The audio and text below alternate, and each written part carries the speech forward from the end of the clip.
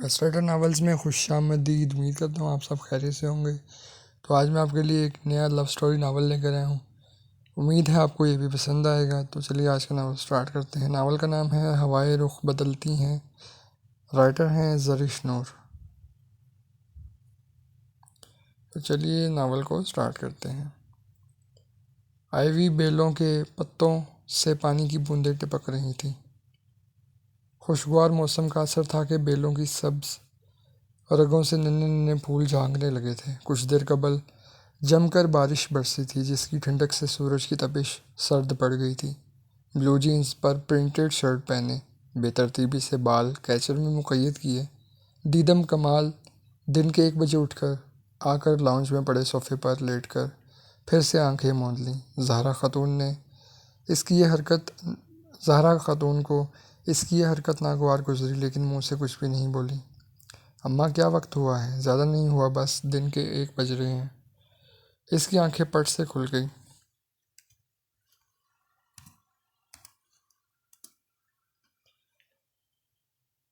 क्या 1 बज गया है? आपने मुझे जगाया क्यों नहीं? और ज़हरा खातून हैरान होकर बेटी को देखने लगी। क्यों, तुमने कौन सा पहाड़ खोदना है? अम्मा आज मेरा इंटरव्यू है एक 5 स्टार होटल में।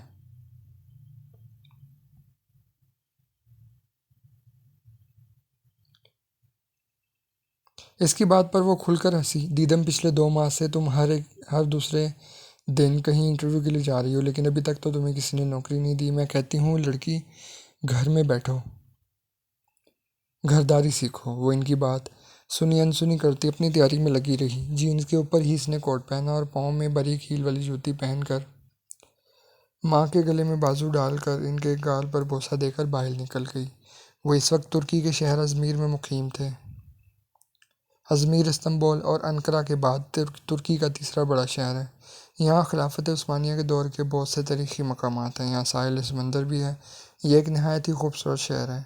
दीदम कमाल के वालिद कमाल एहसन ने अपनी ज़िंदगी का एक तवील अरसा तुर्की में गुजारा।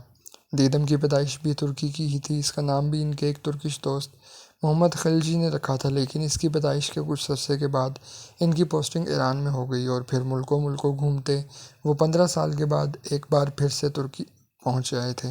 वो पाकिस्तानी सफारत खाने में अहम ओहदे पर फाइज थे। दीदम और रायान इनके 2 ही बच्चे थे। दीदम छोटी होने की वजह से बहुत लाडली थी और थोड़ी बेवकूफ़ भी। वो जब बोलने पर आती तो फिर किसी दूसरे को बोलने का मौका कम ही देती है वो, और जो मुंह में आता वो बोलती चली जाती।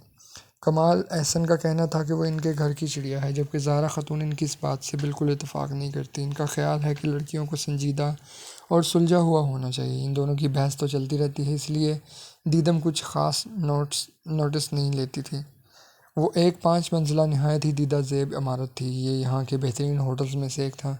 यहाँ पर इसे अपनी नई नई बनी दोस्त जैनब ने जॉब के बारे में बताया था। इसने रिसेप्शन पर जाकर अपना तारुफ करवाया और बताया कि वो जॉब के लिए आई है। इसे होटल के 4थे फ्लोर पर जाने के लिए कहा गया।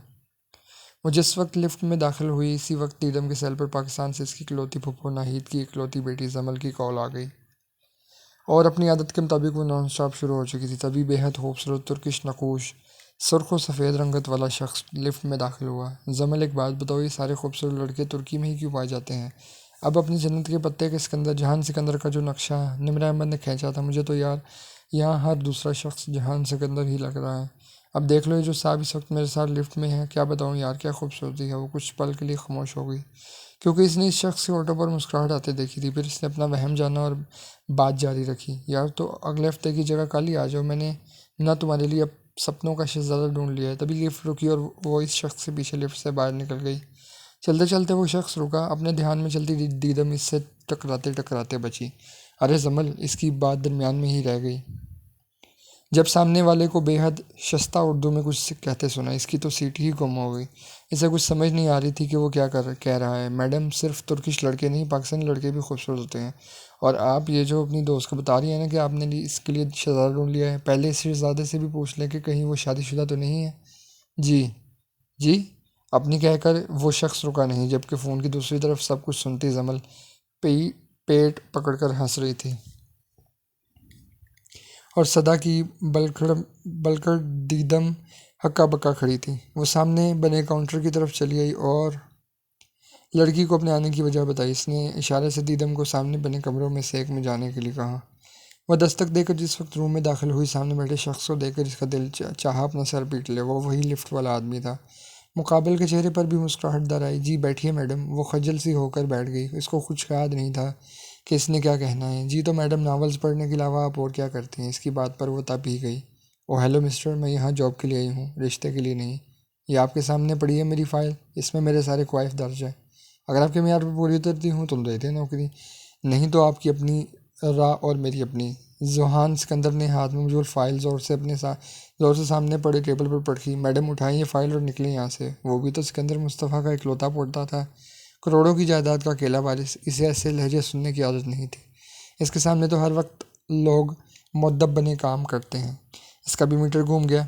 दीदम ने दांत पीसे और झपटने के अंदाज में फाइल उठाई और उसे घूरती हुई दरवाजे की तरफ मुड़ गई। जोहान सिकंदर ने लंबे लंबे सांस लेकर अपना गुस्सा कंट्रोल किया और अपने काम की तरफ मुतवज्जो हो गया। वो घर में दाखिल हुई तो सख्त मायूसी का शिकार थी। इसने हाथ में पड़ी फाइल जोर से टेबल पर पटकी और ऐलान किया कि वो अब मज़ीद जॉब की तलाश में ख्वार नहीं होगी और अम्मा के साथ किचन में इनकी भरपूर मदद करेगी।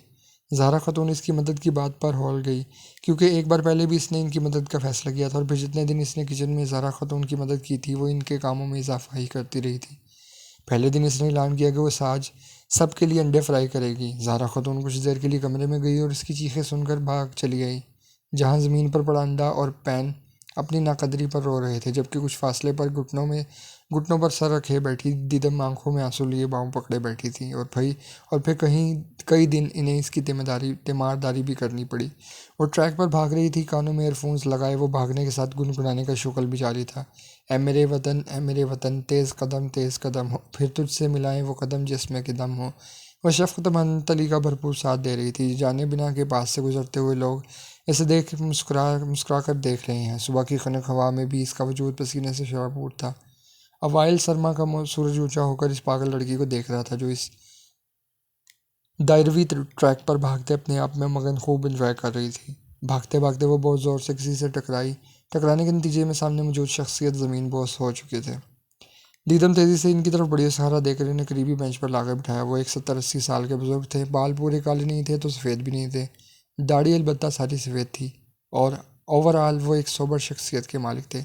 दीदम भी अब थक चुकी थी, इसलिए इनसे माजरत करती हुई इनके साथ ही बेंच पर बैठ गई। और ये था दीदम कमाल और सिकंदर मुस्तफ़ा की दोस्ती का आगाज़। सर, आप अकेले क्यों निकले हैं घर से? इसने इंग्लिश में इनसे पूछा। तुम पाकिस्तानी हो? सिकंदर मुस्तफ़ा ने उर्दू में सवाल किया। आप भी पाकिस्तान से हैं? वो पुरजोश होकर बोली। जी बेटा, शुक्र है कोई अपना भी मिला। अरे फिर मेरे साथ ये सुनिए ना ज़रा। फिर इसने मोबाइल से एंट्री निकाल दी और फ़िज़ा में ए मेरे वतन की सदाएं गूंजने लगी। पाकिस्तान से बहुत मोहब्बत है तुम्हें? आपको नहीं है? इसने जो आपकी जगह इनसे सवाल पूछा। बहुत है, रख रख पाकिस्तान की मोहब्बत से भरी है, लेकिन पाकिस्तान में रहना बहुत कम ही नसीब हुआ है। वो बहुत हसरत से बोल रही थी। मेरे अब्बा ना पाकिस्तानी सफारतकार हैं, तो बस कभी कहाँ और कभी कहाँ मुल्क को घूमते घूमते ही आधी ज़िंदगी गुजर गई। दादाजी चलें। दीदम को अपनी पुश्त पर आवाज़ सुनाई दी। इसने रुख मोड़ कर देखा और गुस्से की एक लहर इसकी रगों पे में दौड़ गई। सामने वाले की नज़र जब इस पर पड़ी तो इसकी आंखों में नागवारी छा गई। ओके बेटा, अभी मैं चलता हूँ, कल फिर मिलेंगे। और हाँ, इससे मिलो, ये मेरा पोता जोहान सिकंदर। दीदम कमाल ने इनका दिल रखने के लिए इसकी तरफ देखा, जिसका चेहरा एकदम बेतासुर था। वो एहतराम से इनका हाथ पकड़कर आगे बढ़ गया, जबकि दीदम कमाल एक गहरा सांस भरकर अपने घर की तरफ चल दी।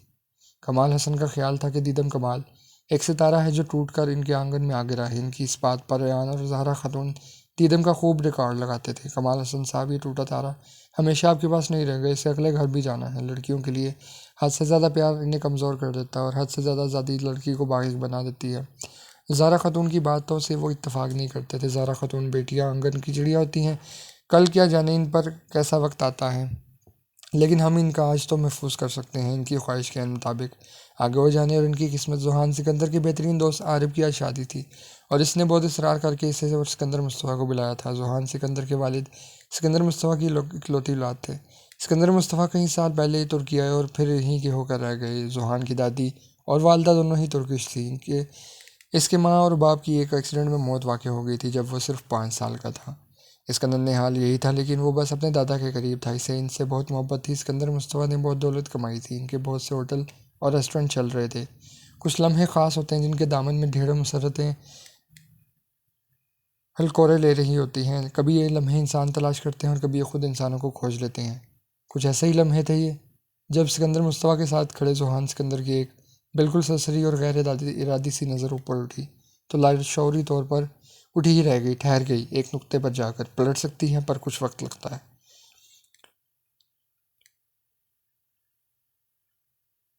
मूव और ग्रीन कलर के शरारा सूट में हो किसी और ही दुनिया की लग रही थी। इस वक्त सिर्फ एक पल लगा था इसे पहचानने में। इसके काले पाल पुष्ट पर लहरा रहे थे, लिपस्टिक से तराशीदा होंठ और सूट का हम रंग दुपट्टा शाने पर फैलाए दीदम कमाल हुस्न हसन कमाल ही लग रही थी। कमाल हसन के दोस्त के बेटे की वलीमे की तकरीब थी और जहरा खतून ने आज इसे खुद तैयार किया था, वरना तो वह जहाँ जाती सर झाड़ और मुंह उठाकर चली जाती। नहीं, इसका सर पर स्कार्फ लेना भी कुछ खास पसंद नहीं था, जबकि आज दीदम कमाल अपनी ड्रेसिंग को लेकर झुंझलाई हुई थी। इतना भारी सूट, मेरी माँ का बस चले तो शादी से पहले ही मुझे दुल्हन बना दे। आज बस चल ही गया, कल ही पाकिस्तान से लौटी। जमल इसके अंदाज पर हंसकर बोली थी, क़यामत लग रही हो। जुहान सिकंदर की स्पार्ट निगाहों में न जाने कैसा इश्तियाक भरा उभरा। वो न चाहते हुए भी लम्हों के फरेब में उलझा बेबस हुआ था। फिर वो इसे खुशगवार हैरत से अपनी तरफ आती दिखाई दी और इसने देखा वो बहुत खुशी से सिकंदर मुस्तफ़ा से मिल रही थी। वो हल्का सा झुक कर हंसते हुए इन्हें कुछ बता रही थी और बेनियाज सा बने जुहान सिकंदर की आंखों में खुशगवारियत थी। कनकती हंसी, शरीर लहजा, शफाफ मुस्कुराहट बातों से झलकती अपनायत। वो बेज़रर सी लड़की अगर इसकी पसंद थी तो वाकई में इसकी पसंद ऐसी ही होनी चाहिए थी। मोहब्बत अपनी जगह, लेकिन जुहान सिकंदर आज तक किसी के आगे ही न झुका था और ना ही झुकना इसे पसंद था। जबकि दीदम कमाल अपने नाम की एक ही थी। अब इसका मुस्तकबिल क्या होगा ये तो वक्त ही बताएगा। गुलाबी रंग के नफीस से कढ़ाई वाले ट्राउज़र शर्ट में मलबूस, सर पर दुपट्टा लिए, गुलाबी लिपस्टिक लगाए वो कहीं जाने के लिए तैयार खड़ी थी। खैरियत, आज कहाँ जाने की तैयारी है? मुझे जॉब मिल गई है। अच्छा, ज़हरा खातून ने अच्छा को लंबा खींचा। जी, पिछले दिनों में जो इंटरव्यू देती रही हूँ, एक जगह से आज कॉल आई है। क्या काम है? ऑफिस वर्क है? और सैलरी कितनी होगी? अभी तो पता नहीं, जो भी हो मैंने जॉब करनी ही है। अब घर बैठ के करूँगी भी क्या? जमल को भी जॉब मिल गई है, इसने माँ को इत्तला दी। अच्छा, इसकी जॉब की नौयत क्या है? तो मुझे नहीं पता। ओके, मुझे देर हुई है, मैं चलती हूँ, फ़ी अमानिल्लाह। धूप की तमाज़त महसूस करके अचानक जुहान सिकंदर बेदार हुआ था। कमरे में दादाजी को पर्दे साइड पर करते देख कर कसमसा कर रह गया। उठ भी जाओ, बरखुदार 8 बज गए हैं। इनकी आवाज़ कमरे में गूंजी तो इसने मंदी मुंदी मुंदी आंखों निगाहों से सिकंदर मुस्तफ़ा को देखा और फिर तकिया मुंह पर धर कर इसके ऊपर अपना बाजू रख लिया। उफ दादाजी, सोने देना। जोहान, मैंने तुम्हें कहा था ना कि मेरी एक इम्पोर्टेंट मीटिंग है और इसमें तुम साथ चलोगे। अच्छा, वो ना चाहते हुए भी उठकर बैठ गया। वो फ्रेश होकर नीचे आया तो वो नाश्ते की टेबल पर इसका इंतज़ार कर रहे थे। नाश्ते के दौरान दोनों में हल्की फुल्की गुफ्तगू चलती रही और फिर दोनों जाने के लिए उठ खड़े हुए।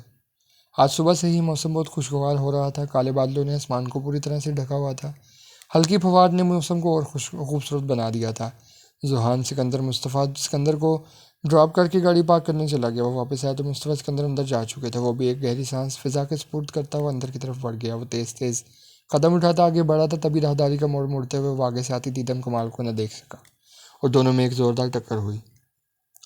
दीदम को महसूस हो रहा था जैसे किसी पत्थर से सर फोड़ लिया हो। Oh I'm so sorry ma'am, वो जल्दी से बोला और दीदम कमाल को देखकर इसका मूड खुशगवार हो गया। जबकि दीदम इट्स ओके कहकर आगे बढ़ गई। जोहान सिकंदर की निगाहों ने दूर तक इसका पीछा किया था। वो बालों में उंगलियां चलाता गुनगुनाता हुआ आगे बढ़ गया, जबकि ग्लास वाल से देखते मुस्तफ़ा सिकंदर कुछ सोच कर मुस्कुरा दिए।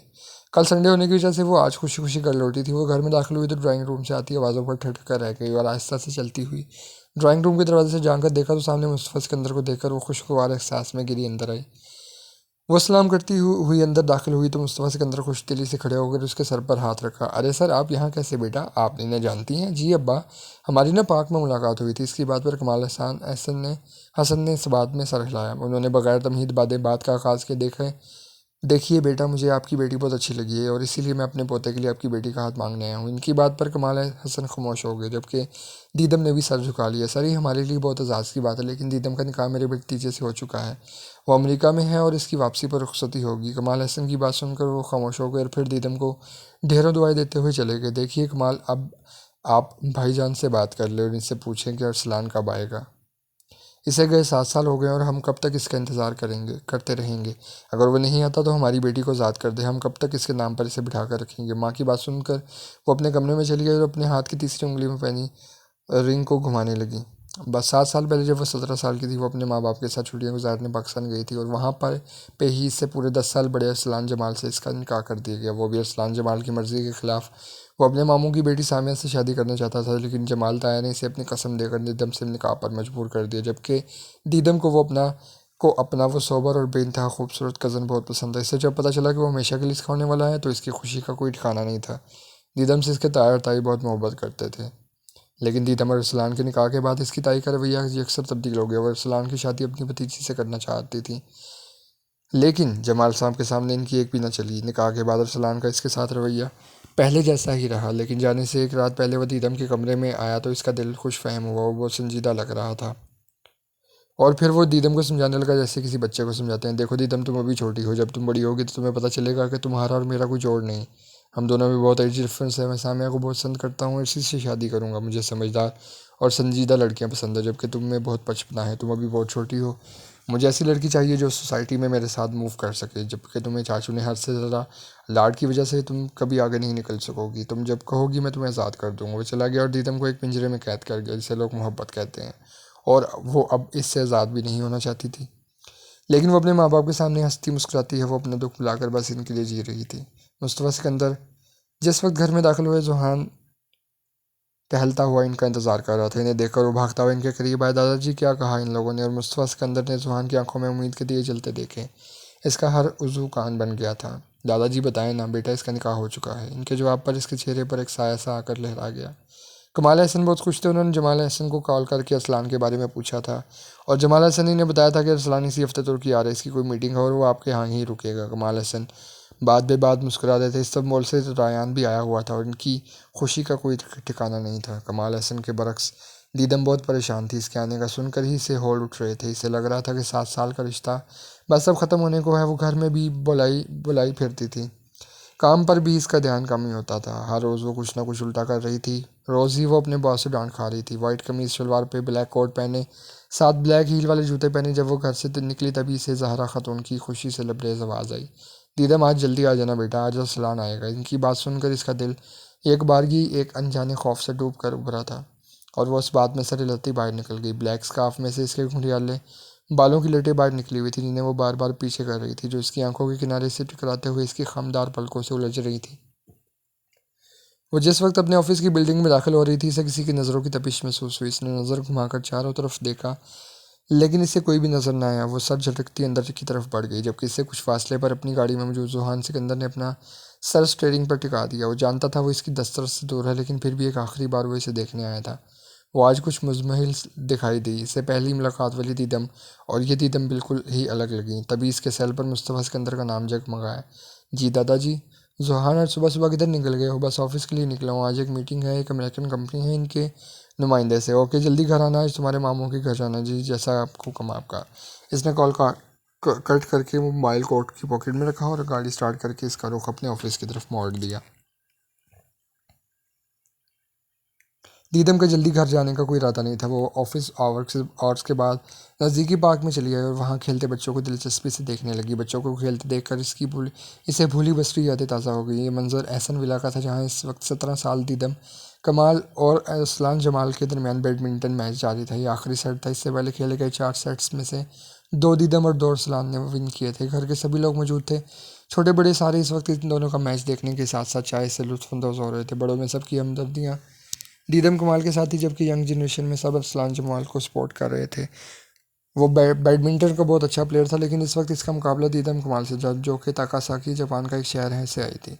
वो अपने स्कूल की बेस्ट बैडमिंटन प्लेयर थी। इसने अरसलान को चारों शाने चित कर दिया था और आखिरकार इसने हार मान ली। दीदम खुशी में भागते हुए आकर कमाल हसन के गले लगी। अरसलान जमाल ने भी इसे सराहा।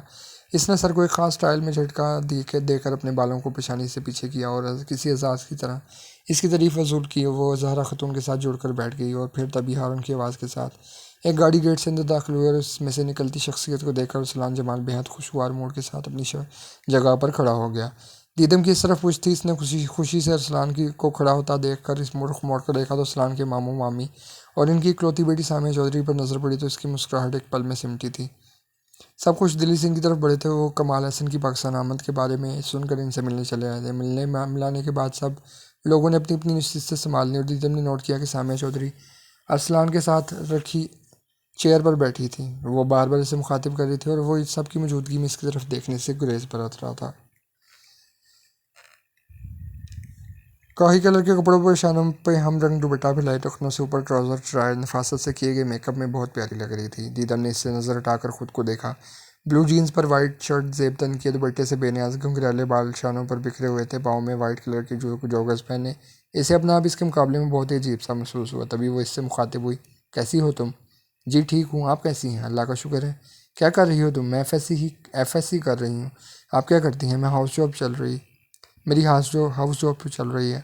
ओह अच्छा, तो आप डॉक्टर हैं? जी। वो मुस्कुराई तो दीदम को लगा जैसे इसकी आंखें भी मुस्कुरा रही हैं। इसने इसकी खूबसूरती से नज़रें चुराईं और फिर इसने देखा वो और सलान शेर और शायरी की बातें करने लगे। दोनों के पास ही बहुत मालूमात थी। जिस तरह से वह दोनों शेर हासिल बहस कर रहे थे, दीदम इन दोनों से ही हद दर्जा मुतासर थी। फिर छोटी छोटी बातें करते इसे पता ही नहीं चला कि कब इसे अरसलान जमाल से मोहब्बत हो गई।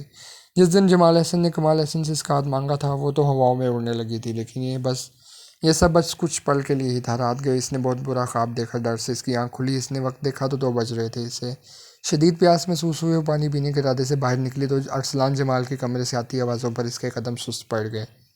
बाबा, आप मेरे साथ ऐसा नहीं कर सकते। मैं सामिया से मोहब्बत करता हूँ और आपने मेरे लिए एक इमेच्योर लड़की पसंद की है। इसे पहनने, ओढ़ने, उठने बैठने किसी चीज़ की तमीज़ नहीं है। मेरे लिए वो एक छोटी बच्ची है। अरसलान जमाल, अगर इस घर में रहना है तो कल तुम्हारा और दीदम कमाल का निकाह है। अभी तो सिर्फ रिश्ता तय किया गया था, लेकिन इसकी बातें सुनकर उन्होंने इसी वक्त इनके निकाह का फैसला किया। कल शाम को तुम्हारा दीदम से निकाह है। अगर तुम ना आए तो मेरा मरा हुआ मुंह देखोगे। ये बात याद रखना। दीदम को याद ही नहीं रहा कि वो क्यों आई थी। वो सुस्त कदमों से कमरे में दाखिल हुई और बेड पर गिर गई। इसकी आंखों से नींद उड़ गई। सुबह सवेरे ही इसकी आंख खुल गई। वो नीचे आई तो वो नाश्ता कर रहा था। इसे देखकर इसने नाश्ते से हाथ खींच लिए और मोबाइल कान से लगाए बिरूनी दरवाजे की तरफ मुड़ गया।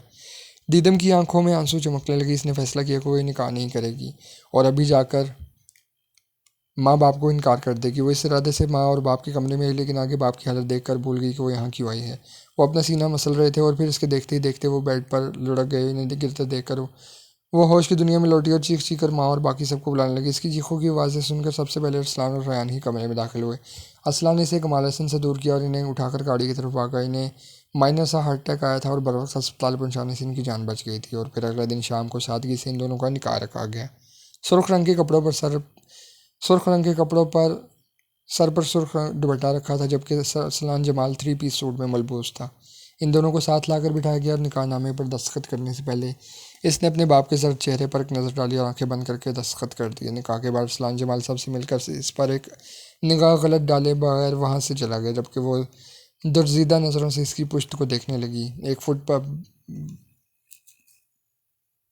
फुटबॉल आकर दीदम की गोद में लगा तो वो वापस होश में आई। सामने ही एक लड़का हाथ बढ़ाई से फुटबॉल मांग रहा था। इसमें फुटबॉल दूर उछाला और एक लंबी सांस भर कर घर की तरफ चल दी। रात की स्याही हर तरफ फैल चुकी थी। इसने अपने बैग में से मोबाइल निकाला तो कमाल हसन और रयान की कहीं एक मिस्ड कॉल आई हुई थी। कुछ सोचते हुए इसने कमाल साहब का नंबर डायल किया और पहली ही बेल पे इसकी कॉल रिसीव कर ली कि दूसरी तरफ से इनकी पुरजोश सी आवाज़ सुनाई दी। दीदम कहाँ हो तुम बेटा? अरसलान कब का आया हुआ है? अब्बा बस में आ रही हूँ। ओके बेटा जल्दी पहुँचो। इसने सिर्फ जी कहने पर इत्तफा किया और एक लंबी सांस फिजा के स्पुर्द करती हुई पैदल ही घर की तरफ चल पड़ी। घर के करीब पहुंचकर इसके कदम सुस्त पड़ गए। बेल की तरफ हाथ बढ़ाने से पहले इसने अपने कपड़ों की नादीदा शिकने दुरुस्त की और अब मुंह पर हाथ फेरते हुए बेल पर हाथ रख दिया। चंद ही पल गुजरे होंगे कि जब इससे गेट के पास से ही ज़हरा खातून की हंसी गूंजी और फिर दीदम के सामने इनका हंसता मुस्कुराता मुतमईन सा चेहरा नजर आया। वो बहुत खुशी से दीदम को बाजू से पकड़कर अंदर लेकर गई। वो मेन डोर से अंदर दाखिल हुई तो सामने ही वो अपने अजली लापरवाह अंदाज में बैठा कमाल हसन से बातों में मशगूल था। ब्लैक 3 पीस सूट में वो पहले से भी ज़्यादा डैशिंग और खूबसूरत हो गया था। दीदम की नज़र कुछ पल के लिए इस पर ठहर गई। वो जानता था कि वो आ चुकी है, लेकिन फिर भी इसने एक बार भी मुड़कर नहीं देखा। तभी ज़हरा खातून ने ही इसे मतवज्जो किया। अरसलान बेटा, दीदम से नहीं मिलोगी? इनकी आवाज़ पर इसने पलट कर देखा और पलके झपकाना भूल गया। इतना मुकम्मल और सोगवार हुस्न इसने अपनी ज़िंदगी में नहीं देखा था। वो इस पर नज़रें जमाए बड़ी फुर्सत से देख रहा था। जब दीदम ने बहुत ही आस्ता आवाज़ में इसे सलाम किया और इसका जवाब सुने बगैर अपने कमरे की तरफ मुड़ गई। कमरे में पहुंचकर वो कामते वजूद के साथ बेड पर बैठ गई और बेआवाज़ आंसू बहाने लगी। इसे इस शख्स के हाथों अपनी तजलील कभी नहीं भूलनी थी और वो इसका पूरा पूरा बदला लेने का इरादा रखती थी। तभी दरवाजे पर दस्तक देकर वो अंदर दाखिल हुआ। सॉरी, तुम्हें डिस्टर्ब तो नहीं किया? वो जल्दी से रुख मोड़कर खड़ी हो गई, चुपके से अपने आंसू साफ किए। जब वो इसके सामने आया तो इसके चेहरे पर मसनूई मुस्कुराहट आ गई थी।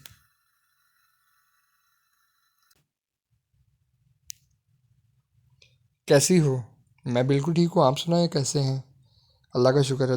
थोड़ी देर दोनों के दरमियान खामोशी छाई रही। अरसलान की आवाज़ ही ने इस खामोशी को तोड़ा। कहाँ जॉब कर रही हो?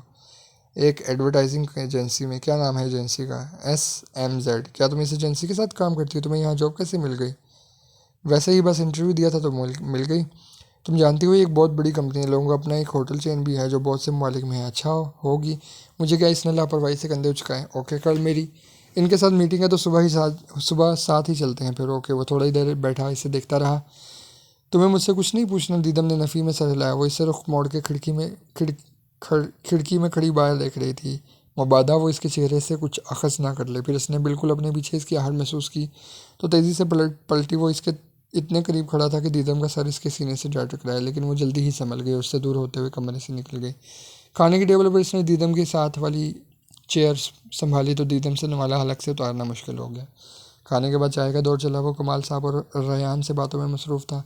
दीदम चुपके से अपने कमरे में आ गई। सारा दिन पैदल चल चल कर इसके पाँव दर्द कर रहे थे। वो बिस्तर पर लेटते ही सो गई। सुबह इसकी आँख खुली तो गाड़ी पर नजर पड़ती वो तेज़ी से बिस्तर से निकली और अपने कपड़े लेकर वॉशरूम में घुस गई। वो नाश्ता कर रहा था जब वो तेज़ी से अपने कमरे से निकली। इधर उधर देखे बगैर अल्लाह हाफिज़ अम्मा कहती हुई बैरूनी दरवाजे की तरफ पड़ी। तभी ज़ारा खतून ने से पुकारा, दीदम नाश्ता करके जाओ। माँ, मैं पहले ही लेट हो गई हूँ। एक तो ये लड़की बात तो सुनती ही नहीं। रहने दे चची, मैं इसके साथ जा रहा हूँ, बाहर ही नाश्ता कर लेगी। असलान की बात सुनकर वो खुश हो गई।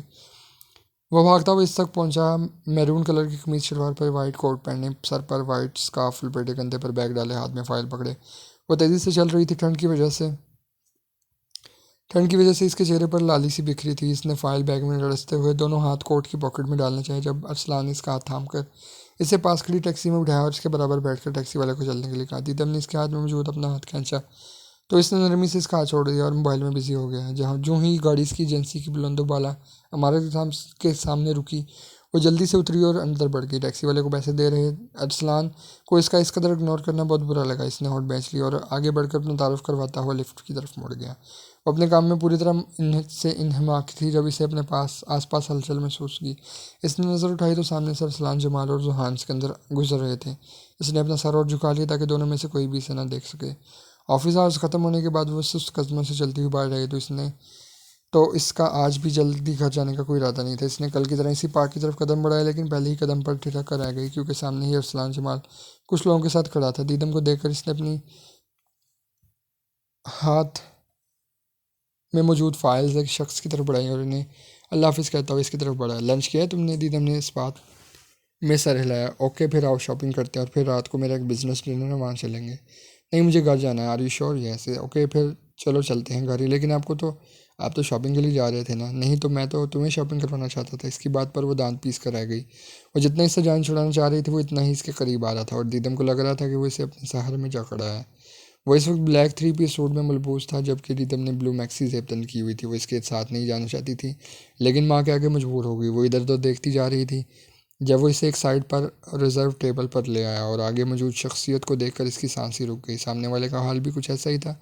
अरसलान ने जुहान सिकंदर से इसे अपनी वाइफ के तौर पर मुतारिफ़ करवाया, जिसके जवाब में वो बराह रास्त दीदम से मुखातिब हुआ, आपकी रुखसती हो गई है?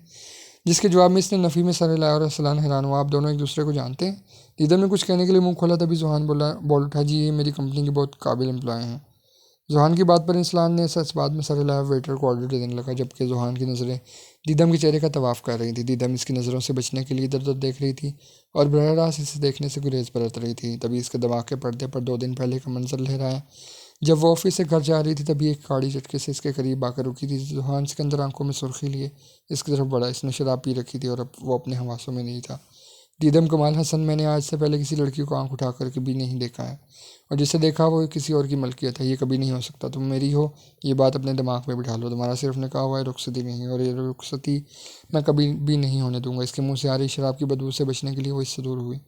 जुहान सिकंदर इसे घूरता हुआ गाड़ी में जा बैठा। अरसलान इसे कुछ कह रहा था जब वो किसी और ही दुनिया में गुम थी। इसने गायब दिमागी से अरसलान की तरफ देखा जो इसे देखकर मुस्कुरा रहा था और वेटर को कुछ कहकर वो दीदम की तरफ झुका और मुस्कुराते हुए इसके कान के करीब बोला, ऐसे ना देखो दीदम, कमाल ये ना हो कि मैं तुम्हें यहाँ से ही रुखसत करवा कर सीधा अमेरिका अपने साथ ले जाऊँ। इसकी इस बात पर दीदम का कमाल का चेहरा कंधारी अनार जैसा हो गया था।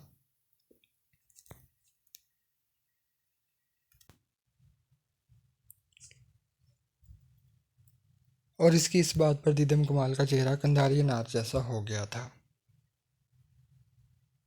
जबकि जुहान ने अपने गुस्से को ज़ब्त करते हुए दोनों हाथों की मुट्ठियां भींच ली। अरसलान जमाल की नज़रें दीदम के चेहरे का तवाफ़ कर रही थी जबकि जुहान सिकंदर दांत पीस कर अरसलान को देख रहा था। इसके बस में नहीं था कि वो दीदम को इसके सामने से कहीं गायब कर दे। इसने गुस्से में एक झटके से अपनी जगह छोड़ी तो अरसलान जमाल ने रुख मोड़कर इसे सवालिया नज़रों से देखा। मैं चलता हूँ, घर में दादाजी इंतज़ार कर रहे होंगे, आप लोग इंजॉय करो। इसकी बात पर अरसलान जमाल सर हिलाता हुआ खड़ा हुआ और इससे अलविदाई मुसाफा करने के लिए हाथ बढ़ाया। जैसे जोहान सिकंदर ने चार थामा और सुलगते दिमाग के साथ बैरूनी दरवाजे की तरफ मुड़ गया। गाड़ी में बैठकर इसने अपना सारा गुस्सा गाड़ी पर निकाला और सिगरेट सुलगाकर ग्लास वाल से नज़र आ रही दीदम पर नज़रें जमा दी। इसने अपनी गाड़ी रिवर्स की और कदरे नीम अंधेरे गोशे में पार करके इन दोनों के निकलने का इंतज़ार करने लगा। इसे ज़्यादा देर इंतज़ार नहीं करना पड़ा। 15-20 मिनट के बाद इसे वो दोनों बाहर निकलते नजर आए। दीदम बाहर निकली तो ठंडी हवा के झोंके ने इसका इस्तकबाल किया। इसने एक झरझरी ली और अपने बाजू सीने पर बांध ली और दूर से देखते जोहान सिकंदर ने इसे कपकपाते देख लिया था। इसने अपनी जैकेट उतारी और सामने से गुजरते सिक्योरिटी गार्ड को जैकेट इशारे से दीदम को देने को कहा और साथ में से कुछ कह कर 200 लीरा इसकी पॉकेट में डाले। वो लड़का सर इस बात में हिलाता हुआ आगे बढ़ गया। दीदम ने एक लड़के को तेज़ी से अपनी तरफ बढ़ते देखा तो ठहर कर इसे देखने लगी। करीब पहुंचकर इसने एक जैकेट इसकी तरफ बढ़ाई। मैडम, ये जैकेट जो आपके साथ साथ थे इनकी रह गई है। इस लड़के की बात सुनकर इसने वो जैकेट थाम ली और अरसलान की तरफ बढ़ाई तो इसने दीदम को पहनने के लिए बोला। दीदम कुछ हिचकिचाहट का शिकार थी लेकिन अरसलान के इसरार पर इसने जैकेट पहन ली। फ्लोर्स की तेज़ खुशबू इसकी नथनों से टकराई। खुशगवार एहसास ने इसे अपने सार में ले लिया। इसने आंखें बंद करके खुशबू अपने अंदर उतारी। जोहान ने मुस्कुराते हुए गाड़ी स्टार्ट की और एक खुशकुन एहसास से गाड़ी घर के रास्ते पर डाल दी। वो दोनों इस वक्त पेडेस्ट्रियन स्ट्रीट में रोड के दरमियान में चल रहे थे। रोड के तरफ में खूबसूरत होटल्स, माल्स और वॉक्स काम के फूल मौजूद थे। दीदम ने अपने और असलान जमाल के दरमियान फासला कायम करते हुए चल रही थी। इसे असलान ने खूबी नोट किया था। इतनी ठंड में असलान जमाल कोट कंधे पर डाल कर चल रहा था। गाहे बगाहे एक आध नजर दीदम पर भी डाल रहा था जो अपने ख्यालों में खोई चल रही थी। तब कभी इसने भी चाहा था कि वो इस शख्स के हम कदम एक लंबे सफ़र पर चले, लेकिन जब जब सलान इसकी ये ख्वाहिश पूरी हो रही थी तो वो दिल से खुश नहीं हो पा रही थी। दिल में एक चुभन थी, खो देने का डर था जिसे वो समझ नहीं पा रही थी। सामिया कैसी हैं? दीदम ने इसके चेहरे पर नज़र जमाए सवाल किया। इसकी बात पर अरसलान जमाल ने रुककर इसके चेहरे पर कुछ तलाश करना चाहा लेकिन नाकाम रहा। ठीक है, आपका कॉन्टैक्ट है इनसे? इसने इस बात में सर हिलाया। बहुत चाहने के बावजूद वो ये नहीं कह सकी कि अरसलान जमाल सबके साथ राब्ते में थे, लेकिन मुझसे क्यों नहीं? वो खुद ही कॉल कर लेती तो मैं थी तो बात हो जाती थी। वो पिछले 3 साल से अमेरिका में ही है, ना तो मिलना मिलाना भी रहता है। वो जैसे इसका चेहरा पड़ा था। तुमने मुझसे कोई रब्ता नहीं किया? क्यों? आपने भी तो कोई रब्ता नहीं किया। इसकी बात पर इसने इस बात में सर हिलाया। मेरी चाचू चाची और रेहान से बात होती रहती थी, लेकिन मैं जब भी कॉल करता था तुम कभी सोई होती थी, कभी नमाज़ पढ़ रही और कभी घर में ही नहीं होती थी। फिर मैंने सोचा शायद तुम मुझसे बात ही नहीं करना चाहती। इसकी इतनी लंबी तमहीद पर दीदम ने कनकों से इसे देखा। वह सवालिया नज़रों से इसे ही देख रहा था। वो इसे देखने पर गड़बड़ा गई। नहीं, ऐसी तो कोई बात नहीं थी। इसका लहजा इसका साथ नहीं दे रहा था। लेकिन अरसलान जमाल ने इसे फिर से वो सवाल नहीं किया। तुम अभी भी बैडमिंटन खेलती हो? नहीं, अब नहीं खेलती। अच्छा, कितने अर्से से नहीं खेला? 7 साल से। क्यों? बस दिल ही नहीं करता। मैंने तो इन 7 सालों में इतनी प्रैक्टिस की है कि मैं सोच रहा था जब तुमसे मिलूंगा तो अपनी हार का बदला तो लूँगा। मुझे अफसोस है अब ये नहीं हो सकता। अब मुझे तुमसे जीतना भी नहीं है। कभी कभी हारना जीतने से ज़्यादा अच्छा लगता है। इसकी आवाज़ गंभीर हुई थी। अब की बार दीदम खामोशी रही। घर के अंदर दाखिल होते हुए इसने दीदम से कॉफ़ी की फरमाइश की थी। वो चेंज करने और रूम में आई। बिस्तर पर लेटते ही नींद ने इसे अपनी आगोश में ले लिया। सुबह 10 बजे के करीब इसकी आँख खुली तो चंद पल वो ऐसे ही बिस्तर पर पड़ी रही। इसे असलान की रात वाली बात याद आई तो वो तेज़ी से बिस्तर से निकली और वो बाहर आई तो वो सामने बने अमेरिकन स्टाइल के किचन में खड़ा कॉफ़ी बना रहा था। दीदम शर्मिंदा सी हो गई। इसने ट्राउज़र पर ढीली ढाली शर्ट पहनी हुई थी। गीले बाल पेशानी पर बिखरे हुए थे। इसे देखकर वो मुस्कुराया। कॉफ़ी पियोगी? आप हटे, मैं बना देती हूँ। जी नहीं, मैं अब बना चुका हूँ और वैसे भी मुझे पता चल चुका है कि तुम कुकिंग में बिल्कुल ही अनाड़ी हो। अच्छा, ये आपको किसने बताया? चाची ने। अम्मा और अब्बा किधर हैं? तुम्हें नहीं पता क्या? यही कि वो लोग आसफा पप्पो के घर गए हुए हैं। अच्छा, और रेयान भैया? ज़ाहिर है वो भी साथ गया है। इसका साथ जाना तो ज़रूरी था। इनका जाना कब से ज़रूरी हो गया? जब से इसने चाचू और चाची को बताया है कि वो जमल को पसंद करता है तब से। क्या सच में? वो खुशी से चिल्लाई थी। बिल्कुल सच। वो इसके चेहरे पर फैली खुशी को दिलचस्पी से देख रहा था। वो जल्दी से रायन का नंबर डायल करने लगी। इसके चेहरे पर फैली अनोखी चमक को देखकर असलान ने अपने और इसके दरमियान मौजूद फासले को मिटाया। उसके मुकाबले आकर खड़ा होकर न जाने किस एहसास के तहत इसने अपने लब इसकी पेशानी पर रख दी। इसकी इस हरकत से दीदम अपनी जगह पर पत्थर की बन गई। जबकि वो कॉफ़ी का मौका हाथ में लिए बैरूनी दरवाजे की तरफ मुड़ गया था। दीदम ने बेयकीनी से अपनी पेशानी को छुआ जहाँ अभी भी इसके जलते लबों की तपिश महसूस कर रही थी। वो अपने कमरे में आई और चेंज करके जोहान सिकंदर का कोट सीने से लगाया। फिर जाने के लिए बाहर निकली तो सामने ही वो बाउंड्री वाल के साथ कॉफ़ी के मग पर नज़रें जमाए खड़ा था। दीदम के बाहर निकलने पर इसने इसकी तरफ देखा दोनों की नज़रें टकराई और फिर दोनों ने ही नज़रें चुरा ली। वो भी इधर उधर देखे बगैर गेट अबूर कर गई। अरसलान जमाल के दिमाग में काफ़ी देर तक इसकी हील की टिक टिक सुनाई देती रही। वो ऑफिस पहुंची तो खिलाफी मामूल आज ऑफिस में बहुत चहल पहल थी। ऑफिस कुछ जाया जा रहा था, इससे कोई सरोकार नहीं था। वो जैकेट लिए दस्तक देकर जोहान के रूम में दाखिल हुई तो कीबोर्ड पर तेज़ी से चलती जोहान की उंगलियां एक पल के लिए थमी थी, लेकिन अगले ही लम्हे वो इन हमाक से अपने काम में मसरूफ़ हो चुका था।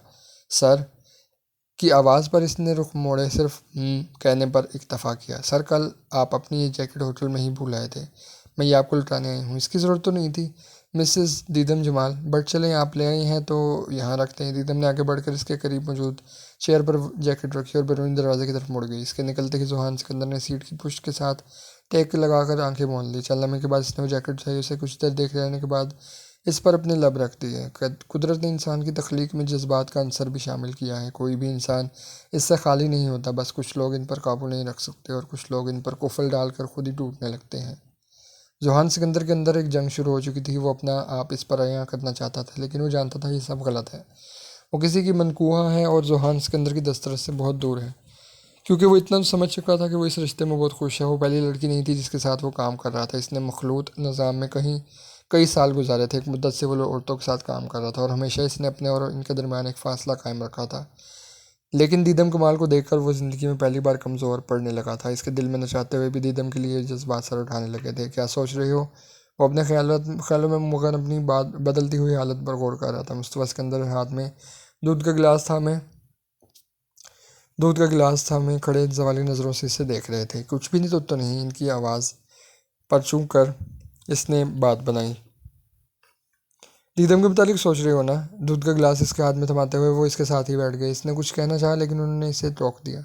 मुझसे झूठ मत बोलो, मैं तुम्हारी माँ नहीं हूँ, लेकिन मैंने तुम्हारी एक माँ की तरह परवरिश की है। दादाजी, आप वो कुछ भी नहीं कह पाया, तुम इसे भूल जाओ। इसका हाथ थामे उन्होंने बहुत मोहब्बत से कहा था। इसने इस बात में सर हिलाते निचला लब काटा। इसने तुमसे कुछ कहा था? कुछ कहा ही तो नहीं है, वो मायूसी से बोला। कहने से ज़्यादा अहम रवैया होता है। इसने एक लंबी सांस ली और बेड ग्राउंड के साथ सर टिका दिया। तुम जितनी जल्दी इस बात को कबूल कर लो, इतना ही तुम्हारे लिए अच्छा है। वो तुम्हारी कभी थी ही नहीं। वो बहुत खुश नसीब शख्स है जिसकी किस्मत में खुदा ने वो लड़की लिखी, लेकिन तुम वो नहीं हो। कभी कभी दिल की ना मान कर अच्छा होता है। तुम भी अपना मामला अपने अल्लाह पर छोड़ दो। सर झुका इनकी सुनता रहा। वो इसके बालों को सहलाते दोस्ताना अंदाज में बोले, उसके माथे पर बोसा देकर इसे जल्द सोने की ताकीद करते हुए उठ खड़े हुए। वो सोच के समंदर में गर्क हो गया। अपनी ज़िंदगी की सबसे बड़ी ख्वाहिश से पीछे हटना तो बहुत ही मुश्किल अमर था और वो फैसला नहीं कर पा रहा था कि इसे क्या करना है। अरसलान जमाल, कमाल साहब और रयान आज सलमान साहब की तरफ आए हुए थे। आज जमल और रयान की बात पकी हुई थी। जहरा खातून, जमल दीदम और जमल की वालदा मरियम खातून इस वक्त किचन में बिजी थी। दीदम थोड़ी थोड़ी देर के बाद जमल को तंग कर रही थी। दीदम दोनों दोनों टांगे लटकाए किचन काउंटर पर बैठी पास पड़े पिस्ता और बादाम से इंसाफ कर रही थी, जबकि बाकी तीनों ख़वातीन काम में मसरूफ़ थी। वैसे मामानी, ये दीदम आजकल कुछ ज़्यादा ही प्यारी नहीं लग रही? जमल की बात पर इसका मुंह को जाता हाथ इसने वापस गोद में रख लिया और अपने नाखूनों के साथ खेलने लगी।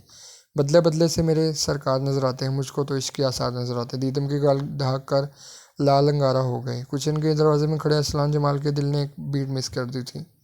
अरसलान भाई, कुछ चाहिए था? जमल की नज़र इस पर पड़ी तो वो होशी दुनिया में लौटा और आगे बढ़कर दीदम का मोबाइल इसकी तरफ बढ़ाया। तुम्हारा मोबाइल चाचू के पास था, किसी की कॉल आ रही थी। इससे मोबाइल लेते हुए दीदम की उंगलियां इसकी उंगलियों से मस हुई थी और दीदम ने जल्दी से अपना हाथ खींच लिया और साथ ही उसका मोबाइल बजने लगा। जोहान सिकंदर का नाम देखकर इसने हैरानगी से कॉल रिसीव की और 22 सेकंड में निकले। कॉल रिसीव होते ही दूसरी तरफ से इसकी खैरियत मालूम की गई थी।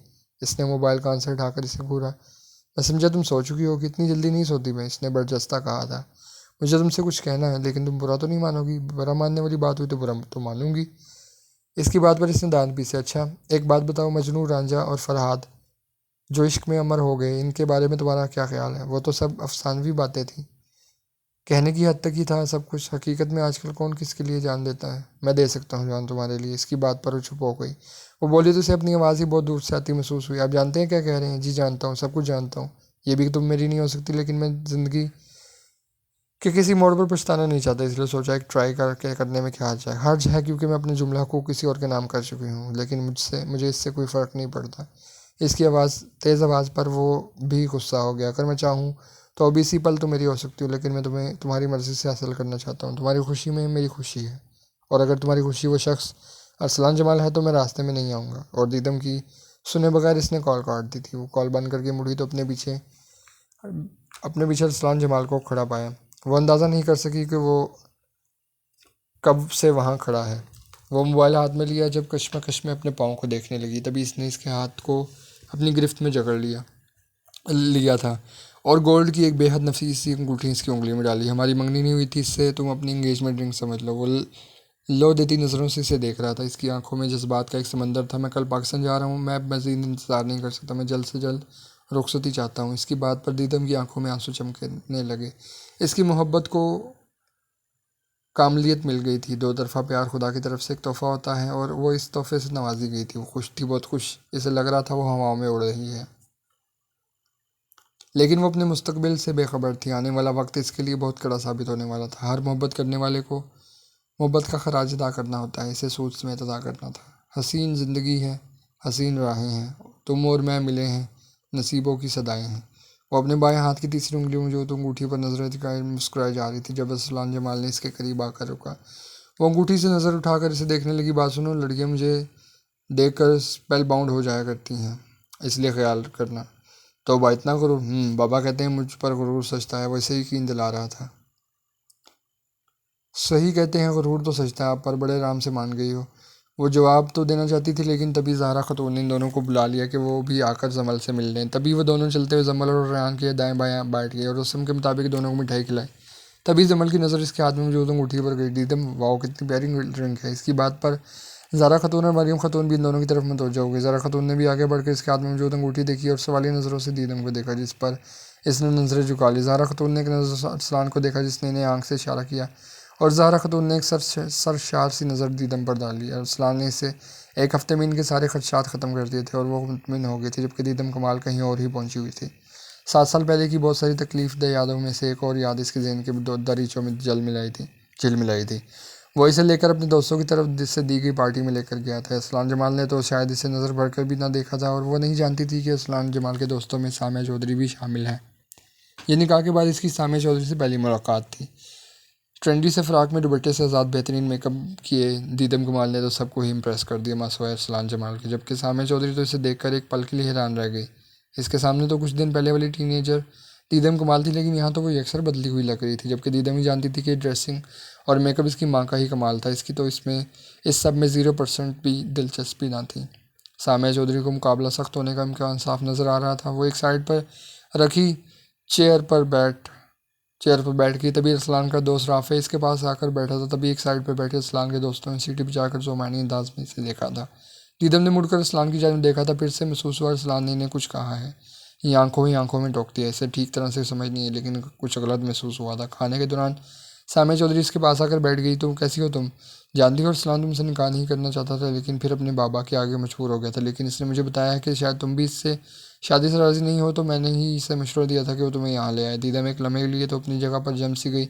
इसे समझ नहीं आया था कि इस लम्हे किस तरह रिएक्ट करना चाहिए, और वो भी इस हमले से संभली न थी कि अरसलान जमाल चलता हुआ इसके करीब आया। मेरे दोस्त मिलना चाहते हैं तुमसे, इसका कहा जुमला कानों में गूंजा और अब इसे सामने की आवाज़ आ रही थी। मैंने ही अरसलान को मशवरा दिया था कि वो तुम्हें यहाँ लेकर आए और फ़रहान रोहान वगैरह से मिलाए, ताकि तुम्हें फ़ैसला करने में आसानी हो। तुम अपने वालिदैन को बता सको कि तुम अरसलान से नहीं बल्कि किसी और से मोहब्बत करती हो। इसका दिल जैसे बंद सा होने लगा। इसका एकदम से हर चीज़ से दिल चाट हो गया। वो थके कदमों से प्लेट लिए आगे बढ़ी। वापसी के लिए सफ़र में वो बिल्कुल खामोश थी। अरसलान जमाल का चेहरा अपनी कामयाबी के जाम में चमक रहा था। क्या सोच रही हो? कैसे लगे तुम्हें मेरे दोस्त? कुछ तो बोलो। वो एक नज़र से देखता था और दूसरी नज़र सड़क पर डालता था। फिर जैसे दीदम कमाल का सबक जवाब दे गया। ये सब क्या था? इसके लहजे में बर्फ़ से ज़्यादा सर्द महरी थी। क्या क्या हुआ? वह हैरान सा हुआ। आपकी हिम्मत कैसे हुई कि अपने दोस्तों के सामने मुझे पेश करें? आपको मेरी इज़्ज़त की परवाह नहीं है तो कम से कम अपनी इज़्ज़त की परवाह ही कर लेते। आपको हक़ किसने दिया है कि मुझे अपने दोस्तों की पार्टी में बुलाकर स्वयंवर रचाओ? वो एक एक लफ्ज़ अदा करते हुए जैसे अरसलान जमाल को चबा रही हो। अरसलान जमाल के चेहरे के तासुरात बदले थे। क्या बक रही हो? मैंने किसके सामने पेश किया है तुम्हें? स्वयंवर? क्या बकवास है, ऐसा तो कभी सोचा भी नहीं मैंने। और ये स्वयंवर होता क्या है? वो नहायत बुरा मानकर बोला था। ये बात तो आप अपनी कज़न सामिया चौधरी से पूछें, वो भी इसी के अंदाज में बोली। इसको इन्वॉल्व करने की ज़रूरत नहीं, अपना मामला अपनी ज़ात तक महदूद रखो। अरसलान जमाल ने घुरा कर कहा। दीदम के चेहरे पर इस्तहज़ाइया मुस्कुराहट चमकी। क्यों, बुरा लग रहा है ना? ऐसे ही मुझे भी बुरा लगा है। अफसोस हो रहा है कि मैं क्यों आई आप जैसे शख्स की ज़िंदगी में। मुझे नफरत हो रही है खुद से। ये बात तो पहले सोचनी चाहिए थी। मैं कोई ज़बरदस्ती अगवा करके नहीं लाया तुम्हें। दीदम कमाल ने अफसरदगी से इसे देखा और फिर इन दोनों में कोई बात नहीं हुई थी। इसके बाद वो अमेरिका जाने से एक दिन पहले इसके पास आया था। जमल इसका कंधा हिलाकर कुछ कह रही थी। दीदम ने चौंक कर इसकी तरफ देखा। यार दीदम, माना कि तुम अरसलान जमाल बहुत खूबसूरत हैं, लेकिन ये तुम भरी महफिल में इन्हें इतना बेखुद होकर ना देखो कि तुम्हें अपने पास आसपास का ही होश ना रहे। जबकि अरसलान जमाल बज़ाहिर तो रेहान से बातें कर रहा था, लेकिन इसका सारा ध्यान सामने बैठी दीदम जमाल पर था, जो टिकटिकी बांधे इसे देख रही थी। आज वो वापस जा रहा था, वो पैकिंग कर रहा था, जब वो दस्तक देकर वो रूम में दाखिल हुई। इसे देखकर इसके तेज़ी से चलते हाथ रुक गए। वो दोनों हाथ सीने पर बांधकर इस हुस्न की मूरत को देखने लगा। वो कंफ्यूज सी उंगलियां मरोड़ रही थी। कुछ कहना है तुम्हें? अरसलान जमाल ने इसकी मुश्किल आसान कर दी। इसने इस बात में सर हिलाया और रिंग उतार कर इसके सामने टेबल पर रख दी। मैं आपसे ये नहीं ले सकती। वो खामोशी से इसे देखने लगा। वजह पूछ सकता हूँ? नहीं, वो तेज़ी से बोली। मैं इसका क्या मतलब समझूँ? वो खामोशी से पलट गई जब इससे पीछे से इसकी आवाज़ आई। फांसी की सज़ा पाने वाले को अपना कसूर भी तो मालूम होना चाहिए। वो बहुत अस्मात से पलटी थी। मोहब्बत के बगैर तो ज़िंदगी गुजर सकती है, लेकिन इज़्ज़त के बगैर इंसान नहीं जी सकता। तुम्हें लगता है मैं तुम्हारी इज़्ज़त नहीं करता? आगे आप समझदार हैं, मैं कुछ नहीं कहना चाहती। शादी करना मुश्किल नहीं होता, इसे निभाना मुश्किल होता है। वो अपनी कहकर रुकी नहीं और अपने कमरे में चली गई। और फिर ज़हरा खातून ने इसके कमरे के कई चक्कर लगाए, लेकिन वो खामोशी से आंसू बहाती रही, लेकिन बाहर नहीं है। सलाह ने जाते जाते ज़हरा खातून और कमाल हसन को बता दिया कि वो अब रुखसती चाहता है। दीदम कमाल से दस्तबरदार होना इसके बस में नहीं था। रायान के साथ गाड़ी में बैठते हुए भी इसने एक आखिरी नज़र मेन डोर पर डाली कि काश वो आज से जाने से पहले एक आखिरी बार देख ले। वो चला गया था और दीदम कमाल का सुकून भी अपने साथ ले गया था। इसने जुहान सिकंदर के हाथ से जॉब छोड़ दी थी, ये जाने बगैर कि जुहान सिकंदर तुर्की छोड़कर अमेरिका शिफ्ट हो चुका है। इसने एयरपोर्ट पर से एक आखिरी बार दीदम कमाल को कॉल की थी, लेकिन इसने कॉल रिसीव नहीं की। वो एक मैसेज को कई बार पढ़ चुकी थी। मुख्तसर अल्फाज में अपनी सफाई पेश की गई थी। वो अल्फाज इस पर किसी जादू की तरह असर कर रहे थे। वो दिल और अना की जगह में फ़ैसला ही नहीं कर पा रही थी। इसने एक बार फिर मैसेज को आंखों के जरिए दिल में उतारा। दीदम अरसलान जमाल, तुम मेरी सांसों में बसती हो। मैं तुम्हारे बगैर जीने का तस्वुर भी नहीं कर सकता, लेकिन मुझे लग रहा है तुम अभी भी माजी में जी रही हो। मेरे और सामिया के दरमियान कभी भी कुछ भी नहीं था। हाँ, मुझे कज़न की हैसियत से वो मुझे पसंद थी। वो एक डिसेंट लड़की थी। मेरी और इसके शौक़ मिलते जुलते थे। वो किसी भी टॉपिक पर सरासर बहस करती थी, लेकिन अपनी लाइफ पार्टनर के हवाले से मैंने इसे कभी नहीं सोचा। जब यूनिवर्सिटी में था, तभी मुझे बाबा ने बता दिया था कि अरसलान, यूनिवर्सिटी तो जा रहे हो, लेकिन अपने दिल और दिमाग में एक बात बिठा लो कि मैं अपने भाई से वादा ले चुका हूँ, तुम्हारी ज़िंदगी में सिर्फ दीदम ही शामिल होगी। तब मैंने बाबा से बहुत बहस की थी कि तुम मुझसे बहुत छोटी हो, लेकिन उन्होंने मेरी एक भी ना सुनी। तब मैंने इनसे कहा था कि अगर दीदम की ज़िंदगी में कोई और आ गया तो। इस बात पे वो खामोश हो गए थे और यहाँ से ही मेरे अंदर एक ज़िद पैदा हो गई थी। जब तुम लोग पाकिस्तान आए थे, तो बाबा ने जब निकाह की बात की, तो मैंने बगैर सोच समझे इनसे कह दिया कि मैं सामिया को पसंद करता हूँ। मैं जानता हूँ तुमने हमारी वो सारी बातें सुन ली थी। मैंने तुम्हें सीरियस से ऊपर जाते देख लिया था। इस बार रात पार्टी में मैं तुम्हें अपने दोस्तों से अपनी मनकूहा के तौर पर मिलाना चाहता था, लेकिन न जाने तुम्हें क्या हुआ और तुम नाराज़ होकर जाकर गाड़ी में बैठ गई। और फिर तुमने मुझसे वो बातें की जिससे मुझे भी गुस्सा आ गया, और फिर तुम्हारे और मेरे दरमियान वो गैर ज़रूरी बहस हुई। मैंने जाने से पहले तुम्हें इसीलिए कहा था कि मैं तुम्हें ज़ाद कर दूँगा, क्योंकि मुझे लगा शायद तुम किसी को पसंद करती हो। फिर मेरा वापस पाकिस्तान जाने को दिल नहीं करता था। मैंने तुमसे रब्ता इसलिए नहीं किया कि कहीं तुम मुझसे शादी का परवाना ना मांग लो। फिर पूरे 7 साल के बाद जब आज से एक हफ़्ता पहले मैंने तुम्हें देखा, तो मुझे लगा अब तो मैं तुम्हारे चाहने पर भी तुम्हें नहीं छोड़ सकता, इसलिए मैं पाकिस्तान जा रहा हूँ। माँ और बाबा से रुखसती की बात करनी, मैंने चाचू और चाची से भी बात कर ली है। मैं इस वक्त एयरपोर्ट से तुम्हें मैसेज कर रहा हूँ। अब मुलाकात रुखसती की बात ही होगी। दीदम कुमार को लग रहा था वो किसी बोझ से आज़ाद हो गई थी। इसने सुकून से आंखें मोल ली। वो लोग इस वक्त इस्लामाबाद एयरपोर्ट के पार्किंग एरिया की तरफ बढ़े थे। इन्हें लेने जमाल साहब ड्राइवर के साथ खुद आए थे। दीदम को देखकर वो भी दंग रह के ब्लैक कलर की कमीज शलवार पर ब्लैक कलर हिजाब लिए वो इन्हें संजीदा सी इन्हें पहले से भी प्यारी लगी थी। अरे हमारी बिटिया तो और प्यारी हो गई है। इनकी बात पर रेहान आंखें फाड़ कर दीदम को देखने लगा। ताया वो हमें तो वैसी की वैसी ही चुड़ैल ही नज़र आ रही है। ये आपको कहाँ से प्यारी लग रही है? इसकी बात पर दीदम ने अपनी बड़ी बड़ी आंखें छोटी करके दांत पीसते हुए रेहान को देखा, जिसके चेहरे पर शरारत खेल रही थी। रायन भैया, आप बस जमल सलमान पर फोकस करेंगे तो आपकी सोबत में मॉन्स्टर बनती जा रही है। क्या मतलब मेरी सोबत में? वो बुरा मानते हुए बोला। बस वो कहते हैं ना, जैसी रूह वैसे फरिश्ते। और फिर इन सब की नोक झोंक में पता ही नहीं चला कब वो लोग घर पहुंच गए। ताई बस लिए दिए से अंदाज से मिली थी और फिर सर दर्द का बहाना बनाकर वहाँ से चल दी। वो लोग खाना खाकर लाउंज में बैठे थे जब जमाल साहब के सेल फोन पर सलान जमाल की कॉल आई थी। वो एक अहम मीटिंग के लिए दुबई गया हुआ था। और दीदम कमाल का हर रजू समात बन गया था। इसने सबसे बात की थी। वो इंतज़ार ही करती रहेगी कि वो इससे बात करेगा। इसने किसी से भी इसके बारे में नहीं पूछा था। वो इससे नाराज़ था और दीदम कमाल की आंखों में आंसू चमकने लगे। वो बाहर से में निकले। आसमान पर चांद अपनी आबोताब से चमक रहा था। इस्लामाबाद की ठंडे को इसने अपने लंबे लंबे सांस लेकर अपने अंदर उतारा। इसे यहाँ की रातें बहुत अच्छी लगती थी। इसने अपनी शॉल अच्छी तरह से अपने गिरद पेटी और दोनों बाजुओं सीने पर बांध लिए। तभी इससे कि कोट की अंदरूनी पॉकेट में मौजूद इसका मोबाइल थरथराया। इसने टटोल कर मोबाइल निकाला। सामने मौजूद नंबर देखकर इसकी आंखें चमकी। इसने धड़कते दिल के साथ कॉल रिसीव करके मोबाइल कान से लगाया। इसने धीमी सी आवाज़ में सलाम की। दूसरी तरफ मौजूद शख्स की सांसों की आवाज़ आ रही थी। थोड़ी देर के बाद इसकी गंभीर आवाज़ गूंजी, कैसी हो? ठीक हूँ, आप कैसे हैं? मैं बिल्कुल भी ठीक नहीं हूँ। क्यों, क्या हुआ है? तुम्हारे बगैर मैं ठीक कैसे हो सकता हूँ? इसकी बात पर दीदम कमाल के गाल धक उठे और वो खामोश हो गई। दीदम माउथ पीस से इसकी आवाज़ सरगोशी में ढली हुई उभरी थी। तो मुझे सुन रही हो? जी, इसने एक लफ्ज़ी जवाब दिया। दीदी, मेरा इंतज़ार करना, मैं जल्दी लौट आऊँगा। ठीक है, 1 हफ्ते के बाद आज ही के दिन तो मेरे रूबरू होगी। बस तब तक इंतज़ार करो। मैं तब तक तुम्हारी तस्वीरें देख कर गुजारा करता हूँ, वो बेचारगी से बोला। दीदी, मैं इसके अंदाज़ पर हंस दी। ऐसे ही हमेशा हंसती रहो। कॉल रखता हूँ। खुदा हाफिज़, फ़ी अमानिल्लाह। आज इसकी मेहंदी की तकरीब थी। मेहंदी की तकरीब में घर में ही मुनक्किद की गई थी। घर को बहुत खूबसूरती से सजाया गया था। अरसलान जमाल आज ही के दिन पहुंचा था। दीदम कमाल तक अभी तक इसकी रसाई नहीं थी। वो इस वक्त लेमन कलर के जोड़े में मैरून दुपट्टा सर पर टिकाया, हाथों में गजरे पहने, फूलों से बने जेवर पहने आसमान से उतरी कोई परी लग रही थी। ताई राबिया का रवैया भी ठीक था। वो हर रस्म में शरीक हुई थी। दोनों हाथों में भर भर कर चूड़ियाँ डाली गई थी। मेहंदी की खुशबू चारों ओर फैली हुई थी। और फिर दीदम कमाल की नज़र सामने उठी और पलटना ही भूल गई। लेमन कलर के कुर्ते पर वाइट चादर शानों पर टिकाए वो एतमाद से चलता हुआ स्टेज की तरफ बढ़ा था। इसकी नज़रों की तपिश न लाते हुए दीदम ने नज़रें झुका ली। वो बहुत इस्तकाक से इसके भाई जाने माकर बैठा था। ये सब एक एक करके रस्म अदा करने लगे। सबसे पहले राबिया खातून ने मेहंदी लगाकर रस्म का आगाज़ किया। सबसे आखिर में सामे चौधरी आई थी। रसलान जमाल ने इसकी आंखों में दीदम के लिए एक अनदेखी नफरत देखी और इसे दिखाने के लिए दीदम के कान के करीब झुककर कुछ कहा, जिस पर वो कान की लुओं तक सुर्ख हो गई। सामे चौधरी के अंदर चिंगारियाँ सी भर गई। इसने रसलान जमाल के साथ के ख्वाब देखे थे, लेकिन ये ख्वाब आज अधूरे रह गए। और फिर एक आखिरी रस्म अदा की गई जो कि खालिस्तान जमल के दिमाग का फतूर था। अरसलान भाई, आप दीदम के हाथों की मेहंदी में अपना नाम तलाश करें। इसने दीदम की तेलियाँ अरसलान के सामने की और अरसलान जमाल की दिली मुराद भरा। इससे दाएं हाथ की छोटी उंगली के साथ ही अपना नाम नजर आ गया था। इसने मुस्कुराते इस पर उंगली रखी और दीदम के करीब होकर बोला, दीदम कमाल, मुझे इसके बदले में कुछ चाहिए है क्या? इसने सवाली नज़रों से अरसलान की तरफ देखा। रस्म के बाद अपने कमरे का दरवाज़ा खुला रखना, फिर रूबरू हुई बताऊँगा कि क्या। अरसलान भैया, ये चीटिंग है। आप दीदम से बड़ी महफिल में क्या सरगोशी कर रहे हैं? इसे ए जमल की बच्ची, चुप रहो। ये हम मियाँ बीवी की अपनी बात है। अच्छा दीदम साहिबा, आपने भी अभी से ही पार्टी बदल दी। वो तुम्हारी पार्टी में थी ही कब? ये भी है। दीदम की थकावट का एहसास करते हुए अरसलान ने जमल को इसे वहाँ से ले जाने के लिए कहा।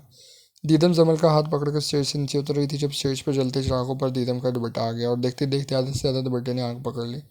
सबसे पहली नज़र अरसलान की गई और वह तेज़ी से आगे बढ़ा। दीदम से दुपट्टा खींचकर दूर फेंका और खुद इसके आगे ढाल बनकर खड़ा हो गया ताकि नंगे सर किसी की इस पर नजर न पड़े। सब शशदर से दूर पड़े दुपट्टे को जलता देख रहे थे। अरे क्या अब सुकून हो गया?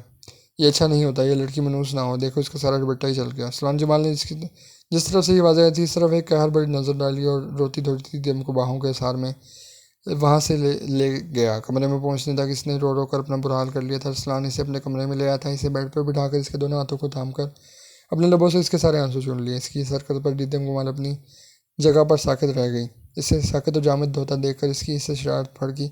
अब अगर तुम रोई ना तो तुम्हारे आंसू के एक कतरे के साथ मेरी इज्जत सड़ते बढ़ती जाएंगी। इसके कहने पर देखने पर अरसलान जमाल ने एक आंख दबाकर मुस्कुरा दी। इसने वार्डरोब से इसके कपड़े निकाले, उसकी तरफ बढ़ाए। अब जाओ, चेंज कर लो। दीदम खाली नज़रों से इसे देखने लगी। चेंज करोगी या ये काम भी मैं खुद ही करूँ? इसकी बात पर वो एक झटके से उठी और इसके हाथ से कपड़े लेकर वॉशरूम में बंद हो गई। दरवाज़ा बंद होने की आवाज़ पर वो होंठ बेंचे खड़ा रहा। वो बाहर आई तो इसकी नज़रों से घबराकर दरवाजे की समझ मुड़ी। मैं अपने कमरे में चलती हूँ। मैडम, अब आपका यही कमरा यही है? नहीं अरसलान, हमारी रुखसती कल है। इसकी बात पर वो मुस्कुराए, पागल लड़की, तुम यही रहो, मैं कहीं और जाकर सो जाऊँगा। और फिर इसे बेड पर लटाकर ब्लैंकेट और आकर वो बाहर निकल आया। इसका रुख अपनी माँ के कमरे की तरफ था। आधी रात को इसकी आँख खुली तो पसीने से में शराबोर थी। इसने बहुत भयानक ख्वाब देखा था। वो नंगे सर और नंगे पाँव कांच के टुकड़ों पर भाग रही थी। इसके आसपास खूब अंधेरा था और फिर वो एक गहरे कुएं में गिरने लगती है, लेकिन फिर से महसूस होता है जैसे इसे कोई ऊपर की तरफ खींच रहा हो। फिर से सफ़ेद रोशनी की लकीर नजर आई और इसमें से बचाने वाले शख्स भी, लेकिन वो इसका चेहरा नहीं देख सकी। इसकी नज़र इसके हाथ पर ही थी। इसकी कलाई पर काले रंग का धागा बंधा हुआ था और इससे थोड़ा सा ऊपर गहरे जख्म का निशान था, जैसे शीशे से इसे काटा गया हो। इसका सारा जिस्म होले होले कांप रहा था। इसने वक्त देखा तो सुबह के 4 बज रहे थे। वो सर पर स्कार्फ लपेटती वॉशरूम में गई। थोड़ी देर के बाद वजू करके लौटी। जाए नमाज बिछा कर इसने नीयत बांधी और ख्वाब अभी भी इसके हवासे पर छाया हुआ था। इससे जान छुड़ाने के लिए वो अपना पूरा ध्यान नमाज में लगाने की कोशिश की, जिसमें वो कामयाब ठहरी। नमाज के बाद इसने दवा के लिए हाथ उठाया तो बस खाली दिमाग से काफ़ी देर हथेलियों को घुटने के बाद मुंह पर हाथ फेरते हुए उठ गई। इस कमरे में ये इसकी पहली रात थी। इसने ड्रेसिंग से सलाम जमाल का परफ्यूम उठाया, नाक के करीब ले जाकर इसे सूंघा। तभी खटके की आवाज़ पर इसने पीछे मुड़कर देखा जहाँ सलाम जमाल कोट कंधे पर डाले चला है। आप इतनी जल्दी उठ गए? पता नहीं बस नींद ही नहीं आई, बस बार बार तुम्हारा ही ख्याल आ रहा था। वो इसके करीब होते हुए बोला। इसके हाथ से परफ्यूम लेकर खुद पर छिड़का और दीदम को कलाई से पकड़कर खींचा तो वो इसके सीने से आ लगी। ये खुशबू यहाँ से महसूस करो दीदम जमाल। और वो शर्मो यहाँ से सर भी ना उठा सकी। सलान जमाल ने इसके गिर्द अपनी बाहों का सार सख्त किया। दीदम को इसकी धड़कनों की शोर भी सुनाई दे रहा था। तभी दरवाजे पर दस्तक हुई तो सलाम जमाल ने झुंझलाकर दरवाजे की समत देखा और नरमी से इसे खुद से अलग करता हुआ वॉशरूम की तरफ बढ़ गया। अपनी धड़कनों को संभालती दीदम ने दरवाज़ा खोला और सामने ही ज़रा खतून खड़ी थी। वो दीदम को देखकर मुस्कुराई, लेकिन दीदम को महसूस है जैसे वो कुछ परेशान हो। वो काफ़ी देर इसके साथ बैठी रही। दीदम का सारा ध्यान वॉशरूम के दरवाजे की तरफ था कि ये ना हो सलाम जमाल निकल आए और ना जाने इसकी माँ क्या समझे। इसका ध्यान भटक भटक कर इसी तरफ ज़्यादा। थोड़ी देर बैठने के बाद वो इसके लिए नाश्ता भेजने का कहकर उठ गई तो दीदम ने जल्दी से दरवाज़ा बंद किया और वॉशरूम के दरवाजे पर दस्तक दी तो खटक की आवाज़ के साथ दरवाज़ा खुला और बगैर शर्ट के अरसलान जमाल इसके सामने खड़ा था। दीदम रुख मोड़ कर खड़ी हो गई तो अरसलान ने मुस्कुराकर वार्डरोब में से शर्ट निकालकर पहनी, उसके करीब आकर सर को दाएं बाएं हरकत दी जिससे पानी के छींटे उठकर दीदम के चेहरे पर पड़े। इसने झुककर इसके गाल पर अपने लब रखे और एक गहरी नज़र इस पर डालता हुआ बैरूनी दरवाजे की तरफ मुड़ गया। दीदम ने अपने गाल पर हाथ रखे वहीं बैठती चली गई। आज रुखसती शहर के एक बेहतरीन होटल में थी। 10 बजे के करीब वो जमल के साथ पार्लर चली गई। 2 घंटे मुसलसल एक ही पोजीशन में बैठने के बाद कहीं जाकर इसकी तैयारी मुकम्मल हुई। नफीस से काम वाला गोल्डन कलर का लहंगा पहने वो कल से भी ज़्यादा खूबसूरत लग रही थी। तभी इसके मोबाइल पर सलान की कॉल आई थी। इसने रिसीव की तो इसने बताया कि वो कमाल साहब और जहरा खतून बहाल के लिए निकले हैं। इसकी बात अभी जारी थी जब दीदम को एक ज़ोरदार धमाके की आवाज़ आई और कॉल कट गई। इसने कामते हाथों से दोबारा से नंबर डायल किया लेकिन नंबर बंद जा रहा था। तभी जमल ने इसे बताया कि ड्राइवर आ गया। वो जमल की मैयत में गाड़ी में आकर बैठी और फिर से नंबर डायल किया लेकिन पावर्ड ऑफ आ रहा था। ठीक 15 मिनट की ड्राइव के बाद जब वो हॉल में पहुंची तो सामने राबिया ताई सीना को भी कर रही थी। दीदम को देखकर वो तेज़ी से इसकी तरफ लपकी और इसे एक साथ कहीं एक थप्पड़ सीध के साथ ही नोच नोच कर इसके जेवरात उतारने लगी जबकि वो बुत बनी खड़ी थी। जमल इसका बचाव करने की कोशिश कर रही थी लेकिन मेरी कोशिश में नाकाम थी। आसपास लोग तमाशा देखने के लिए खड़े थे। तभी मजमे से किसी की आवाज़ आई। लड़की तो बहुत ही मनोसा शोर के साथ साथ माँ बाप को भी खा गई। दीदम का ये सुनना था। वो लहराकर आराम से नीचे गिरी जबकि जमल दौड़ते हुए इसका सर गोद में रखे हल्के हल्के थप्पड़ लगा रही थी लेकिन वो होश व खिरत से बेगाना हो चुकी थी। इसने रयान और जमाल साहब सबको आवाज़ें देनी दी लेकिन वो सब लोग तो हॉस्पिटल की तरफ निकल गए थे। जी तो आज मेरे दिल के बहुत ही करीब करेक्टर सलान जमाल का इख्तिताम हुआ। वो जिस वक्त होश में आई खुद को नरम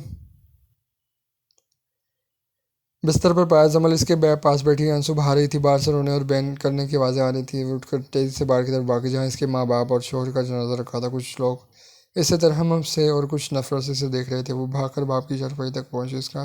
इनका चेहरा पहचानना मुश्किल हो रहा था। इसे लगा इसका दिल फट जाएगा। वो फूट फूट कर रो दी। साथ ही नज़र माँ पर पड़ी तो नीम पागल सी माँ के चेहरे को देखने लगी जिनका चेहरा नील को क्या हुआ था। इसने हाथ बढ़ाकर इनका चेहरा छुआ। इसे लगा अभी माँ का हाथ इसके हाथ पर आज कटाया जाएगा लेकिन वो आज वो हमेशा के लिए चली गई थी। वहाँ इसे दिलासा देने वाला कोई नहीं था और फिर इसे इसका ख्याल है इसके लिए वो अभी भी लाल जोड़े में मलबूस उलझी बकरी बैठी थी। इसके पास पहुंचकर इसके चेहरे से कफन हटाने के लिए हाथ बढ़ाया था जब दरमियान में ही राबिया खातून ने इसका हाथ पकड़ लिया। बताइए अम्मी बस एक बार प्लीज़, बस आखिरी बार इसका चेहरा देखने थे। उन्होंने आगे बढ़कर इसे धक्का देकर पीछे किया और इसके आगे हाथ जोड़कर दिए। वो मर चुका है, अब तो इसका पीछा छोड़ दो। और वो मरे कदमों से माँ और बाप की चारपाई के दरमियान में बैठ गई। जबल ने वाइट चादर लाकर इसके सर पर डाल दी और उसके पास बैठकर जो सुबहाने लगी जबकि दीदम बुत बनी बस माँ और बाप के चेहरे देख रही थी। जब जजान से उठाने का वक्त आया तो उसने माँ बाप के चेहरे का बोसा लिया और एक उम्मीद से राबिया खातून की तरफ देखा लेकिन बेटे की लाश देखकर इनके दिल में दीदम के लिए नफरत में और ही इजाफा होता था। राबिया खातून बेटे की लाश के साथ लिपट गई। बहुत सी खतों ने मिलकर इन्हें थाम रखा था। तभी इनकी नज़र दीदम पर पड़ी जो पागलों की तरह ज़मीन पर बैठी आ रही थी लकीरें खींच रही थी। वो तेज़ी से दीदम की जानिब लपकी और थोड़ी ही देर में सबके बचाव कराने के बावजूद इसे दनक कर रख दिया और वो भी मिट्टी की बुत बनी मार खाती रही। तब मरियम खातून के बीच में और जमल को दीदम के साथ अंदर ले जा और जमल को दीदम को अंदर ले जाने के लिए को कहा। वो इसे सहारा देकर अंदर लेकर गई। मार खाने की वजह से इसकी चाल में लंगड़ाहट थी। जमल ने इसे रोते हुए बेड पर बिठाया और साथ राबिया बेगम को कोसने लगी। तभी वो खोई खोई सी बोली कि इन्हें क्यों कुछ कह रही हो जमल? वो ठीक ही तो कह रही हैं। इनका जवान खूबसूरत बेटा इनके बराबर का सारा छिन गया मेरी नहुसत की वजह से। मैं तो ऐसी ही मनहूस हूँ जो अपने माँ बाप को खा गई। जमल को इसकी दिमागी हालत पर शुबा हुआ। इसने वार्डरूम से एक सादा सा सूट निकालकर इसकी तरफ बढ़ाया और उससे पकड़कर वॉशरूम में लेकर गई। वो चेंज करके वापस आई तो इसे नींद की गोली देकर लिटा दिया और जब तक वो सोती इसके पास बैठकर इसका सर दबाती रही। इसकी आँख खुली। अगले दिन सुबह चढ़े खुली वो काफ़ी देर आंखें मूंदे बेड पर पड़ी रही। तभी दरवाज़ा खुलने की आवाज़ पर इसने आंखें खोलकर देखा तो जमल हाथ में नाश्ते की ट्रे लिए अंदर दाखिल हुई। इसके पीछे ही रयान कमरे में दाखिल हुआ। इसे देखकर दीदम उठकर बैठ गई। उलझे बिखरे बाल, सूजे पपोटे। रायान के दिल को कुछ हुआ। ये इसकी वो बहन तो नहीं थी। वो तेजी से आगे बढ़ा और इसे बाहों के सार में ले लिया। दीदम की रोते रोते रिश्की बन गई। आंसू पानी की तरह इसके चेहरे को भिगो रहे थे। रेहान ने हाथ से इसके मुंह पर आए बाल पीछे किए और इसके आंसू साफ करते हुए नाश्ते की ट्रे अपने आगे खिसकाई। चलो जाओ, फ्रेश होकर आओ, फिर दोनों बहन भाई नाश्ता करते हैं। इसने रोते हुए नफ़ी में सर हिलाया। तुम मेरी प्यारी बहन हो, चलो उठो। अगर तुम नहीं खाओगी तो मैं भी नहीं खाऊंगा। वो खामोशी से उठ गई। स्वयं के बाद रायन ने अपनी और इसकी सीट बुक करवा दी, लेकिन वो जाने से इनकारी थी। नहीं भैया, मैं यहाँ से नहीं जाऊँगी। ये मेरे शौहर का घर है, मैं यहीं रहूँगी। देखो दीदम, जिद ना करो। तुम जानती हो मानी तुम्हें एक पल भी बर्दाश्त नहीं कर सकती। तुम बेजा जिद ना करो। जमल गुस्से से बोल रही थी। जमल, मैं इनकी खिदमत करूँगी। मैं इनके दिल में अपनी जगह बना लूँगी। मैं अपनी इज्जत यहीं पूरी करना चाहती हूँ और इसके बाद भी मैं यहीं रहना चाहती हूँ। जमल गुस्से से इसकी तरफ मुड़ी, लेकिन इससे पहले ही रायन ने इसे चुप करवा दिया। ओके, तुम्हारा जब तक दिल करे करता है तुम रह लो, लेकिन जब तुम्हारा आने का दिल चाहे मुझे बस एक कॉल कर लेना। इसने इस बात में सर हिलाया, नजरें झुका ली और फिर वो लोग चले गए। और जमाल ताया का इसके साथ रवैया बहुत अच्छा था। वो इसके ना जाने का सुनकर बहुत खुश हुए थे।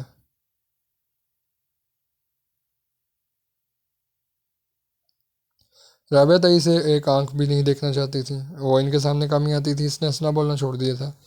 घर के ज़्यादातर काम इसने अपने ज़िम्मे लिए थे। माँ बाबा आकर देखिए, आपकी बेटी ने सब कुछ करना सीख लिया, लेकिन ये सब देखने के लिए आप नहीं रहे। वर्सलान के कमरे में ही शिफ्ट हो गई थी। वो आज भी इसका परफ्यूम उठाकर इसकी खुशबू को महसूस करती थी। वक्त का नाम है गुजरना और गुजर ही जाता है, लेकिन दीदम कुमार के लिए वक्त बस एक जगह पर रुक गया था। इसे इस्लामाबाद में रहते हुए पूरा एक साल गुजर चुका था। वो अब पहले से भी ज़्यादा खामोश हो गई थी। और राबे बेगम और दीदम के ताल्लुकात में मौजूद बर्फ़ भी पिघलना शुरू हो गई थी। आज सामिया चौधरी की मेहंदी थी।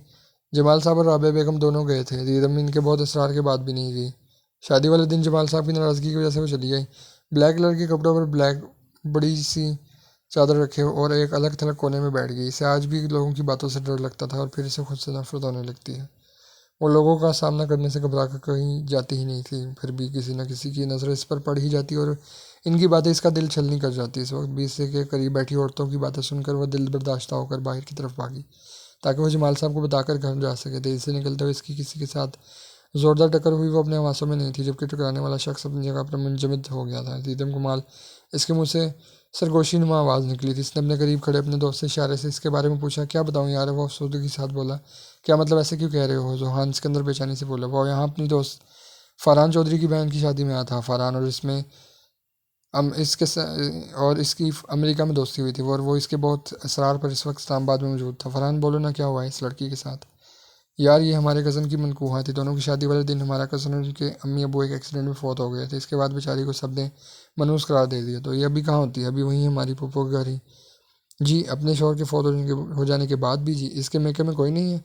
एक भाई है और इसने ले जाने की कोशिश की, लेकिन ये मानी नहीं। वो अपनी कहकर चला गया, जबकि जुहान सिकंदर इसके पीछे बाहर निकला, जहाँ वो पार्किंग एरिया में गाड़ी के गिर के चक्कर काट रही थी। बड़ी सी ब्लैक चादर से खुद को लपेटे नाखून काट रही थी, जिसका चेहरा आंसुओं से तर था। जुहान सिकंदर का दिल हर चीज़ से चाट हो गया।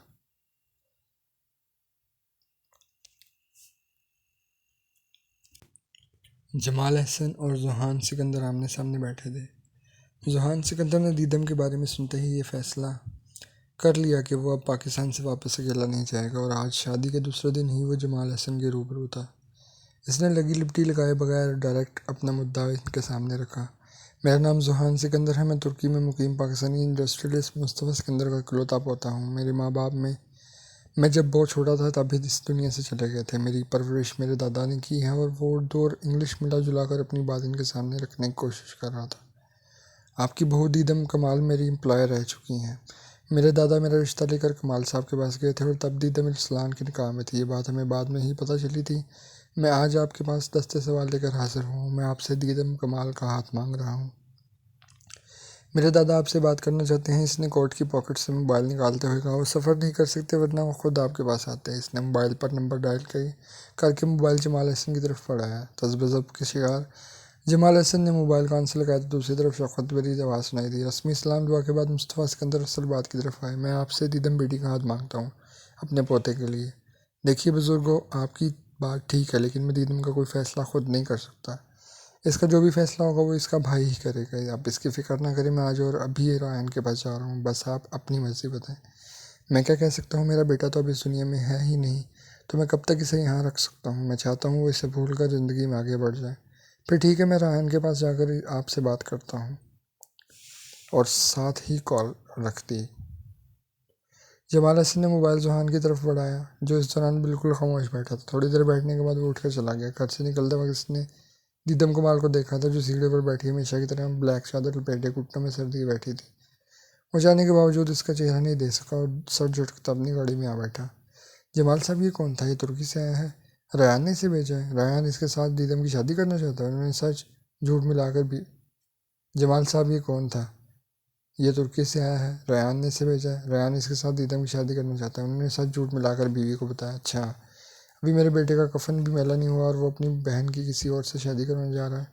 जमाल साहब, इसे बताइएगा, मैं इस नागिन की शादी मेरे जीते जी नहीं हो सकती। जो भी इसके लिए आएगा मैं इसे बताऊंगा कि ये मैं लड़की मनूसा है, मेरे बेटे को खा गई है। ये न जाने अब किसको बर्बाद करेगी। वो हंसियानी अंदाज में चीखने लगी। सीढ़ियों में बैठी दीदम तेजी से अंदर की तरफ बढ़ी। इसे देखकर वो चील की तरह इस तक पहुंची थी। जुहान ने गाड़ी स्टार्ट कर निकलने से पहले एक नज़र फिर दीदम की तरफ देखा, जो भागती हुई अंदर की तरफ जा रही थी। जुहान भी गाड़ी से निकला। अंदर से आती चीखों पर वो भी तेजी से अंदर की तरफ बढ़ा। इसने देखा एक खातून तेजी से इसे मारने के लिए इसकी तरफ बढ़ रही थी। जुहान फुर्ती से इसके आगे जा खड़ा हो गया और वो इसके चौड़े वजूद के पीछे छुप गई।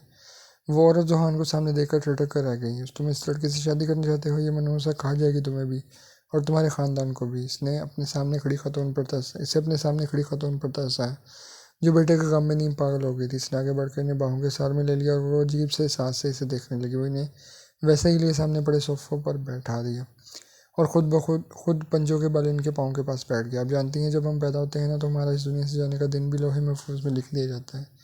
ज़िंदगी शुरू होते ही मौत हमारे ताकों में चल पड़ती है। आपका बेटा बहुत अच्छा इंसान था, इसकी ज़िंदगी इतनी थी। आपका दुख बहुत बड़ा है, लेकिन अल्लाह अपने बंदों को इनकी सबसे पहली चीज़ लेकर आजमाता है, और जो सब्र करता है इसके यहाँ इसके लिए बड़ा अजर है। वो धीमे लहजे में इन्हें समझा रहा था और इसकी बातें इन पर किसी सहर की तरह असर कर रही थी। वो एकटक इसे देख रही थी। तुम्हारा क्या नाम है? वो बोली तो वो पुरसुकून लग रही थी। जुहान सिकंदर। तुम मेरे अरसलान जैसे हो। फीका सा मुस्कुरा दिया और नफ़ी में सर हिलाया। नहीं, वो बहुत खुश नसीब था। इसके पास माँ बाप थे और दीदम कमाल जैसी लड़की इससे मोहब्बत करती थी। आखिरी बात वो बस सोच ही सका। तब इसे इसका ख्याल आया जिसके लिए वो यहाँ आया था, लेकिन वो कहीं नहीं थी। इसने जमाल साहब और राबिया खातून से इजाज़त चाही और सुस्त कदमों से बाहर निकल आया। न जाने वो कब से ये सब सहती रही है, और मैं इसके वजूद से इतना बेखबर क्यों हो गया कि एक बार भी इसकी कोई खैर खबर भी नहीं ली। और फिर आनन फानन सब कुछ तय पा गया। ज़यान और जमल भी पाकिस्तान पहुँच चुके थे। दीदम के इनकार को कोई अहमियत ही नहीं दी गई। निकाहनामे पर दस्तखत करने के बाद वो फूट फूट कर रो दी। दुल्हन बने वो अरसलान की तस्वीर के सामने खड़ी थी। इसका अपना अक्स तस्वीर में नुमाया था। देख लो, मैं आज फिर दुल्हन बनी हूँ, किसी और के नाम की मेहंदी लगाई है। मैं तो सिर्फ तुम्हारे नाम के सहारे जिंदा रहना चाहती थी, लेकिन दुनिया जो है ना, ये अकेली औरत को जीने नहीं देती। मेरी भी नहीं सुनी गई। मुझे आज सूली पर लटका दिया गया। मैं लोगों से छुपना चाहती हूँ, इनकी नज़रों का सामना करने की मुझ में हिम्मत नहीं है। तभी खटके की आवाज़ पर इसने मुड़कर देखा। सामने राबिया बेगम खड़ी थी। मुझे माफ़ कर दो दीदम, मैं तो बेटे के दुख में इसकी कही बातें भी भूल गई। मेहंदी की रात को वो मेरे कमरे में ही सोया था और इसने मुझसे वादा लिया था कि अगर इससे कुछ हो गया तो मैं तुम्हें कभी मुर्दा इल्ज़ाम न ठहराऊँ। इसने कहा था कि आप दोनों एक दूसरे का ख्याल रखना, लेकिन इसका बेजान वजूद देखकर मैं सब भूल गई। मुझे कुछ भी याद नहीं रहा। मुझे माफ़ कर दो। उन्होंने आगे बढ़कर इसे गले लगा लिया और फिर दोनों मिलकर खूब रोई। दोनों को लग रहा था वो आज ही इनसे जुदा हुआ है। और फिर रायन और जमाल हसन कमरे में दाखिल हुए। चलें, रुखसती का वक्त हुआ जाता है। दीदम कमाल ने एक आखिरी नज़र इस कमरे पर डाली। जमल ने वाइट कलर की चादर इसके सर पर डाल दी और वो बाहर की तरफ चल दी। गाड़ी के पास पहुंचकर जमाल साहब और रायन के गले लगकर खूब रोई। रबिया बेगम ने इसे रुखसत करने के लिए बाहर नहीं आई थी। जमल ने इसे पकड़कर गाड़ी में बिठाया। ब्लैक कलर की कमीज वाले में मलबूस जुहान सिकंदर सबसे मिलकर ड्राइविंग सीट पर बैठ गया। गाड़ी में बिल्कुल खामोशी थी। दीदम कुमाल ने इसकी तरफ देखना भी गवारा नहीं किया था, जबकि जुहान सिकंदर की बेचैन नज़रें बार बार इसके सरापे से उलझ कर वापस आ जाती। इसने अपना चेहरा चादर में छुपा रखा था, लेकिन वो खुश था, बहुत खुश। वो आज इसकी ज़िंदगी में शामिल हो गई थी। जुहान सिकंदर लड़कियों को चाम, इसकी यूनिवर्सिटी की सारी लड़कियां इस पर स्मरती थीं और इसका दिल इस लड़की पर आया था जो किसी और की मोहब्बत में मुब्तला थी, लेकिन वो फिर भी वो खुश था। इसे यकीन था एक दिन वो इसे इससे भी ज़्यादा चाहेगी। वो इसे लेकर सीधा होटल आया था। वो कमरे में दाखिल होकर बेड के किनारे पर टिक गई। जुहान सिकंदर इसको देखता हुआ एक साइड पे सोफे पर बैठ गया। इसने एक सिगरेट सुलगाया और फिजा में सिगरेट का धुआं छोड़ते हुए गहरी नज़रों से इसे देखने लगा, जिसने अभी तक सर भी ऊपर नहीं उठाया था। इसने सिगरेट एशट्रे में मसला और आकर इसके बराबर बैठ गई। इसके बैठने पर वह खिसक कर इससे फासला बना गई। जुहान सिकंदर इस बात से बेखबर नहीं था। इसकी नज़रें सफ़ेद चादर से नजर आते इसके मेहंदी से रचे हाथों पर ठहर गई। जाओ, चेंज करके सो जाओ। इसके बाद पर इसने सर उठाकर जोहान सिकंदर की तरफ देखा, जिससे इसका नकाब खुल गया था और उसके साथ ही जोहान सिकंदर के दिल ने एक बीट मिस की थी। वो बहुत हसीन थी, लेकिन दुल्हन बनकर इस पर बहुत ही रूप आया था। जोहान सिकंदर की नज़रों ने पलटने से इनकार कर दिया। इसकी नज़रों से घबरा कर वह जल्दी से उठी और बैग से कपड़े निकालने लगी। इसके हाथों में कपकपाहट वाज़ेह थी। कपड़े निकाल कर वो तेज़ी से वॉशरूम में घुस गई। वो वापस आई तो सफ़ेद रंग के कपड़ों में मलबूस थी। मुँह हाथ धोकर भी मुंह पर मेकअप के मीठे मीठे निशान थे जो इसे और खूबसूरत दिखा रहे थे। वो बेड की दूसरी साइड पर जाकर लहाफ तान कर लेट गई। जोहान सिकंदर चुपके से कमरे से निकल आया, बेमकसद सड़कें नापने लगा। ऐसा उसने देखने के बाद किस कमबख्त को नींद आ सकती है। सोच आते ही इसके लब आप मुस्कुराहट में ढले। तुम क्या जानो दीदम कमाल, जोहान सिकंदर ने तुम्हें कितना चाहा। जिस दिन इसकी चाहत आँच तुम तक पहुँच गई ना, तुम खुद को भी भूल जाओगी।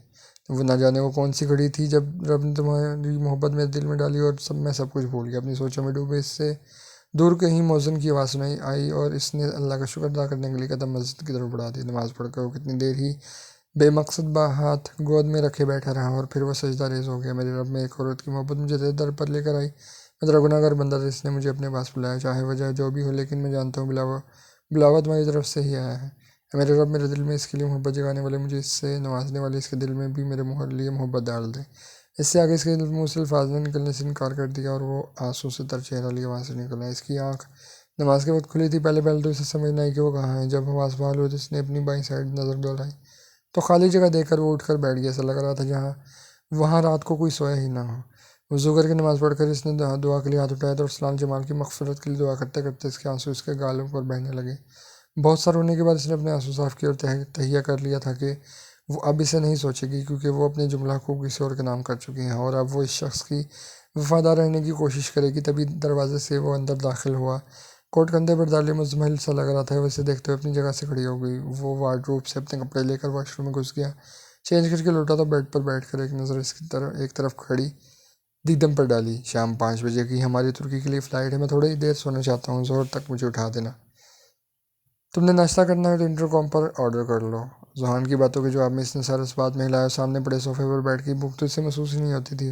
वो आवाज़ बंद करके न्यूज़ लगाकर बैठ गई और फिर टीवी पर नजर जमाई नींद की बातें में गुम हो गई। दोबारा इसकी आंख खुली तो इसने किसी को अपने ऊपर झुके पाया। वो गायब दिमागी से इसे देखने लगी। जोहान ने इसे कंधे से लाया तो इसे याद आया कि वो तो न्यूज़ सुन रही थी। जोहान की बात से याद करके वो तेज़ी से उठी और शर्मिंदगी से सर झुका लिया। जोहान शावर लेकर तैयार था और ड्रेसिंग के आगे खड़ा बाल बना रहा था। दीदम आहिस्ता से चलती हुई इसके करीब आकर रुकी और धीमी आवाज़ में बोली, आई एम सॉरी। इसकी बात पर जोहान ने रुख मोड़कर इसे देखा और मुस्कुरा दी। ड्रेसिंग के साथ टेक लगाकर एक गहरी नज़र इसके चेहरे पर डाली। मिसेस जोहान, आपको तो सुकून भी माफ़ है और आप इतनी छोटी सी बात के लिए सॉरी कह रही हैं। दीदम की आंखों में पानी जमा होने लगा। इसकी बात पर कोई भूली बसरी याद इसके दिमाग के तय खानों से टकराई थी और थोड़ी देर के बाद वो दोनों जाने के लिए तैयार थे। दीदम ने अपना बैग उठाना चाहा तो जोहान इसके अंदर मोबाइल पर बात करते हुए इससे पहले ही इसका बैग लेकर बाहर निकल गया और दीदम को माल इसके पीछे चल दी। वो एक बार फिर से वहीं जा रहे थे जहाँ से जोहान के अंदर उसका सफ़र शुरू हुआ था, लेकिन बहुत कुछ बदल गया था। शोखो चंचल दीदम कमाल की जगह अब एक टूटी टूटी बिखरी दीदम कमाल इसके साथ जा रही थी और जोहान के अंदर इसके सारे दुख समेटने के अज़म के साथ इससे कदम से कदम मिलाकर चल रहा था। जोहान इस वक्त फ्रंट सीट पर ब्रांचमान था। बैक सीट्स पर मुस्तफ़ा जिसके अंदर और दीदम बैठे थे। अजमेर की मुख्तलिफ शाहराओं से गुजरते हुए दीदम को माँ और बाप की याद सताने लगी। न जाने इसका और आंसुओं के साथ इतना गहरा क्यों हो गया था, इसे पता ही नहीं चला। कब नमकीन पानी इसकी आंखों से जारी हो गया था। साइड मिरर पर देखते हुए जोहान सिकंदर ने हम होंठ बेंच लिए। वो इन आंसुओं को चुनने का हक भी तो नहीं रखता था। इसका हर आंसू इसे अपने दिल पर गिरता महसूस हो रहा था। घर पहुंचकर जोहान ने इसकी तरफ जाने को अपना मोबाइल बढ़ाया। इसने ना समझी से मोबाइल हाथ में लिया तो जोहान ने इसे इशारतन बात करने को कहा। इसने मोबाइल कान से लगाया तो दूसरी जानिब रहा था। इसके चेहरे पर खुशी के रंग बिखर गए। सामने सोफे पर बैठे जोहान सिकंदर ने दिलचस्पी से इसे देखा और दीदम को अपनी तरफ तकते पाकर इसने अखबार उठाकर अपने मुंह के आगे कर लिया, जबकि दीदम ने इसकी नज़रों की तपिश महसूस करते हुए रुख मोड़ लिया। जायान और जमल ने इसे बताया था कि 1-2 दिन तक वो लोग भी तुर्की पहुंच जाएंगे। मुस्तफ़ा सिकंदर ने नेक्स्ट संडे को इन दोनों की वलीमे की तकरीब रखी थी। इस पर बड़े पैमाने पर लोगों को दावतनामे दिए जा रहे थे। एक मशहूर डिज़ाइनर दीदम का ड्रेस तैयार कर रही थी। इसे घर से कहीं भी नहीं जाना पड़ा और हर चीज़ घर बैठे इस तक पहुंची थी। इससे बस अपनी पसंद बतानी थी, लेकिन इसे इस सब में कोई दिलचस्पी नहीं थी। इसकी एकदम दिलचस्पी देखकर जोहान सिकंदर ने सब कुछ अपनी पसंद से किया था। जोहान सिकंदर के नन्हे आज से भी सब इन्वाइटेड थे। इसे यहाँ आए आज चौथा दिन था और इन 4 दिनों में इसने जोहान सिकंदर को नहीं देखा था। आज जमल इससे मिलने आई थी। बहुत अच्छी लग रही हो, जमल ने इसे देखते भरपूर तरीके से सराहा था। सफ़ेद रंग के छोटे छोटे रंगीनों से भरे घेरेदार फ्राक में काजल लगाए वो बहुत प्यारी लग रही थी। इसे जोहान इसी दौरान जुहान सिकंदर कमरे में दाखिल हुआ। वो रायहान और जमल की आमद का सुनकर अपनी एक अहम मीटिंग छोड़कर आया था। इसे देखकर जमल एक्सक्यूज़ करती बाहर निकल गई। इसके बाहर निकलती जुहान ने दीदम की तैयारी पर एक गहरी नज़र डाली। जबकि वो नज़रें झुकाए खड़ी थी। वो छोटे छोटे कदम उठाता इसके सामने आकर खड़ा हुआ। वो वहाँ से जाने के लिए एक झटके से मुड़ी थी, लेकिन इससे पहले इसकी कलाई जुहान की आहनी गिरफ्त में थी। दीदम ने एक नज़र इसकी गिरफ्त में मौजूद अपनी कलाई पर डाली और दूसरी नज़र जुहान सिकंदर पर। इसके चेहरे पर नापसंदीदगी और गुस्सा देकर जुहान ने नरमी से इसकी कलाई छोड़ दी। जुहान के चेहरे पर तकलीफ के आसार नुमाया थे। वो इसके पास से गुजरता हुआ वार्डरोब से कपड़े लेकर वॉशरूम की तरफ बढ़ गया। वॉशरूम के दरवाजे पर एक नज़र डालकर दीदम बाहर आई, जहाँ रेहान और जमल मुस्तफ़ा सिकंदर के पास बैठे थे। वो आकर मुस्तफ़ा सिकंदर के करीब बैठ गई। वो इनकी बहुत इज्जत करती थी और अब तो कमाल साहब के जाने के बाद इनसे और ज़्यादा इंसियत हो गई थी। इसके बैठने पर उन्होंने मुस्कुराकर इसकी तरफ देखा और रेहान से मुखातिब हुए, बेटा मैं कैसे तुम्हारा शुक्र अदा करूँ जो तुमने ये हीरा हमारी झोली में डाल दिया। इसके आने से तो मुझे अपना घर जन्नत सा लगने लगा है। रायन ने मोहब्बत से बहन की तरफ देखा। तभी जुहान वहाँ चला आया और वो दोनों बिजनेस की बातें करने लगे। मुलाजिम ने आकर खाना लगने की इतला दी तो वो लोग डाइनिंग रूम की तरफ चल दिए। तीनों मर्द हजरात के चेयर संभालने के बाद जमल और दीदम भी बैठ गई, जमल रेहान के साथ, जबकि दीदम ने इन दोनों को देखते हुए जुहान के साथ वाली सीट संभाल ली। जुहान ने इसकी मौजूदगी को सिर्फ महसूस किया, लेकिन मुड़कर देखने की गलती नहीं की। अलबत्ता वो जो चीज़ भी खुद डाल रहा था इसकी प्लेट में भी डालता जा रहा था। खाना बहुत खुशगवार माहौल में खाया गया। रात गए जमल और रेहान के जाने के बाद बहुत तकनीकी वजह से जुहान कमरे में लेटते साथ ही नींद के आगोश में चला गया। दूसरी जानिब मुस्तफ़ा सिकंदर और दीदम बैठे जुहान की बचपन की तस्वीर देख रहे थे। मुस्तफ़ा सिकंदर से साथ साथ जुहान की पसंद नापसंद, इसके दोस्तों, इसके वालिदैन के बारे में बता रहे थे। वो 4 साल का था जब माँ और बाप एक एक्सीडेंट में इसे छोड़कर चले गए। वो बाप से बहुत करीब था, इसलिए पैरों रोता रहता था। मैं अकेला होता था। इसके बाप के बाद बहुत सारा बिजनेस भी मुझे ही संभालना था। घर और काम के चक्कर में घन चक्कर बन गया था। फिर एक दिन इसकी नानी आई और इसे अपने साथ ले जाना चाहा, लेकिन इसने साफ इनकार कर दिया। मुझे छोड़कर नहीं जाना चाहता था। इसके ननिहाल में फातिमा से इसकी दोस्ती है। फातिमा इसके मामू की बेटी है। दोनों एक ही स्कूल, कॉलेज और फिर यूनिवर्सिटी में भी साथ रहे। मेरा ख्याल था कि जुहान इसी से शादी करेगा, लेकिन फिर तुम आई इसकी ज़िंदगी में और इसने मुझे कहा, दादा जान आप जाएं, अब बहू ले ही हैं। और जानती हो, जब इसने तुम्हारा नाम लिया तो मैं बहुत खुश हुआ, लेकिन जब मैं तुम्हारे घर से वापस आया तो वो बहुत उम्मीद से मेरे पास आया था। और मैंने इसे जब तुम्हारे निकाह के बारे में बताया तो पहले पहले तो वो बहुत गुस्सा हुआ, लेकिन फिर बजाज पुरस्कून हो गया, बिल्कुल ठहरे हुए पानी की तरह। और फिर इसने वो फैसला किया जो इसने तब भी ना किया था जब इसके माँ बाप इसे छोड़कर गए थे।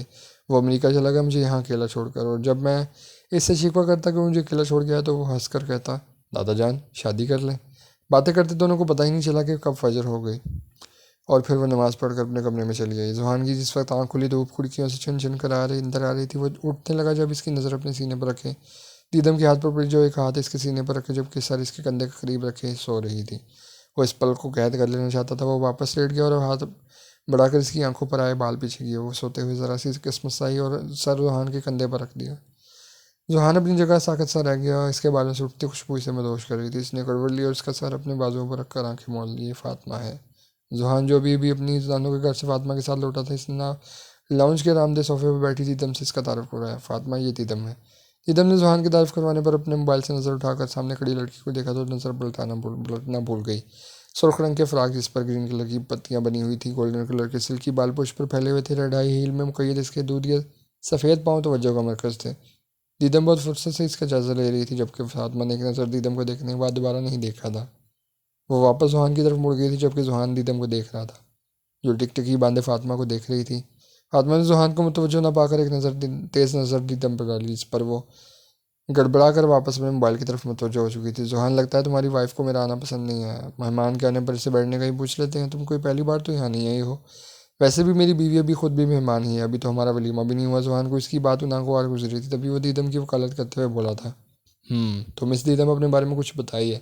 मेरा मतलब है अपनी खूबियों के बारे में बताइए, जिनकी बिना पर जुहान सिकंदर ने आपको चुना है और आपने जुहान सिकंदर को। वो आम से लहजे में पूछ रही थी, लेकिन दीदम को इसका अंदाज तंजिया लगा। इसके जवाब देने के लिए मुंह खोला ही था जब किचन से हाथ में पानी की बोतल उठाए जुहान इधर चलाया था। फातिमा, अपना जुमला दुरुस्त कर लो। इसने मुझे पसंद नहीं किया, बल्कि सिर्फ मैंने इसे पसंद किया है। मतलब ये तुम्हें पसंद नहीं करती। यार बीवी मेरी है तो मुझे ही पसंद करेगी। दीदम को इस लड़की के सवाल जो आपसे घबराहट हो रही थी। जुहान सिकंदर जानता था इसे ऐसे सवाल इसलिए नहीं पूछना चाहिए, इससे नहीं पूछना चाहिए। दीदम प्लीज़ कॉफ़ी बना लें। जुहान सिकंदर ने इसकी अंदरूनी कैफियत के पेश नज़र इससे मंजर से हटने का बहाना फराम किया और वो भी तेज़ी से उठकर किचन की तरफ बढ़ गई। क्या हुआ है तुम्हें? तुम ठीक तो हो ना? रात का न जाने कौन सा पहर था जब जुहान ने इसे जगाकर पूछा था, और वो भूल चुकी थी कि वो ख्वाब देख में क्या देख रही थी। वो खाली दिमाग से जुहान को देखने लगी, जो चेहरे पर परेशानी समोए इसे देख रहा था। इसकी नज़रों से घबराकर इसने नफ़ी में सर हिलाया। जुहान ने गिलास में पानी डालकर इसकी तरफ बढ़ाया। इसने 2-4 घूंट पी पर गिलास वापस इसको थमा दिया। वो करवट लेकर लेट गई और जुहान सिकंदर इसकी पुश्त को घूरते हुए ख्वाब में इसके बोले गए अल्फाज पर अजियत का शिकार हो रहा था। वो अरसलान अरसलान पुकार रही थी। किसी मर्द के लिए इससे ज़्यादा अजियत का सामान क्या होगा कि इसकी बीवी इसके पास होते हुए किसी दूसरे मर्द को दिल में बसाए हुए थे। इसकी भी सोच बदल रही थी। वो एक महबूब की जगह एक शोर खड़ा हो गया था, और वो इसके दिमाग से अरसलान नाम के भूत को खुरच डालना चाहता था। वो कल तक बहुत खुश था क्योंकि वो इसे अपनी बाहों में लेकर सोया था। सुबह इसकी जब आँख खुली तो दीदम ने बगैर कोई बुरा मनाए नरमी से अपने ऊपर से इसके बाजू हटाकर हाथ हाथ उठ गई थी। जुहान सिकंदर के लिए इतना भी काफ़ी था।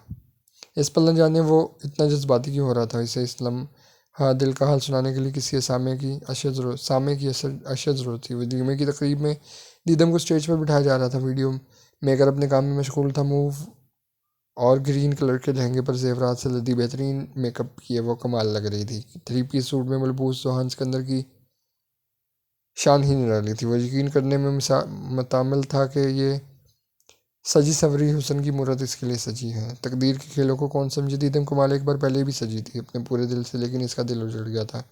अब इसे सजने समझने से डर लगता था। इसके दिमाग में लोगों की बातें गूंज रही थी। मनू से ही शोर को खा गई, माँ बाप को खा गई। इसकी आंखों के आगे राबिया बेगम आकर खड़ी हो गई थी, हाथ बांधे। मर गया है मेरा बेटा, अब तो इसका पीछे छोड़ दो। और फिर से एक धक्का दिया गया था। इसके जिस्म को एक झटका लगा था। इसका सारा जिस्म सीने में नहाया हुआ था। इसने गैर इरादी तौर पर जुहान सिकंदर का हाथ थाम लिया। मुस्तफा सिकंदर से बात करते जुहान सिकंदर ने अचंभे से अपना हाथ पर दीदम की गिरफ्त महसूस की। वो इसे कुछ ठीक नहीं लग रही थी। इसने इसके हाथ के नीचे से अपना हाथ निकाला, उसके हाथ को गिरफ्त में ले लिया। शोर के बायस हल्का सा झुककर जुहान सिकंदर ने हंसते हुए बोला, क़यामत लग रही हो। इसकी आवाज़ के भारीपन पर इस पहली बार इसके दिल को कुछ हुआ था। इसने झुका सर मजीद झुका लिया। जुहान सिकंदर की नानी बहुत ही नफीस खातून थी। दीदम को इनसे मिलकर बहुत अच्छा लगा।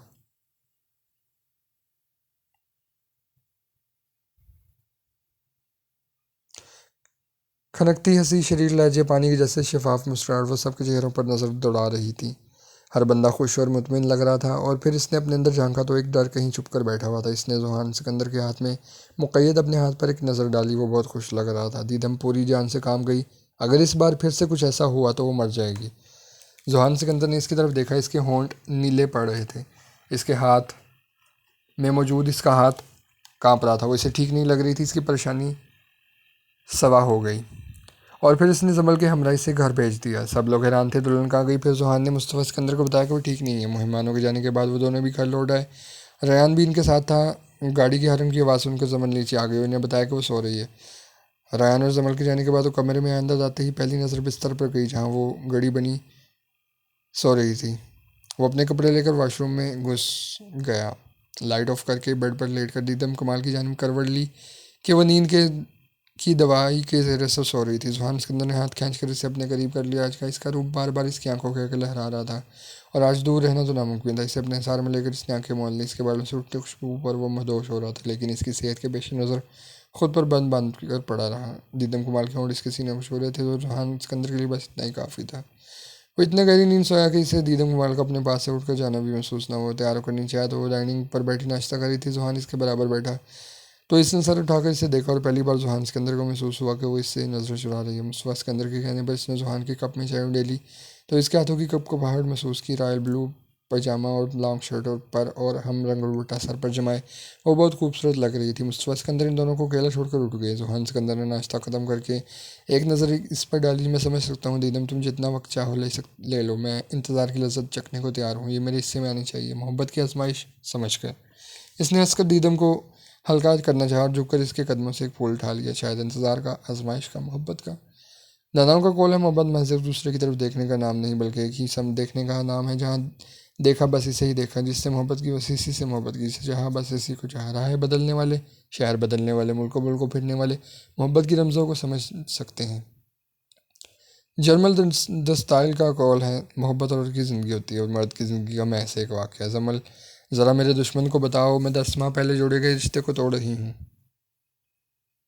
चूल्हे के खड़ी मिराल पंजों के बल पलटी थी और दीदम के आगे हाथ जोड़ दिए थे। दीदम, खुदा का वास्ते तुम्हें कुछ रहम करो इसके हाल पर जो 1 माह से हर शाम एक उम्मीद से इस घर में आता है कि शायद आज इससे माफ़ी मिल जाए, और माफ़ी भी इस गलती की जो इसने की ही नहीं। दीदम खामोशी से उठकर अपने कमरे के जाने के लिए पलटी तो सामने ही वो खड़ा था। तो तुम मुझे छोड़े ही हो?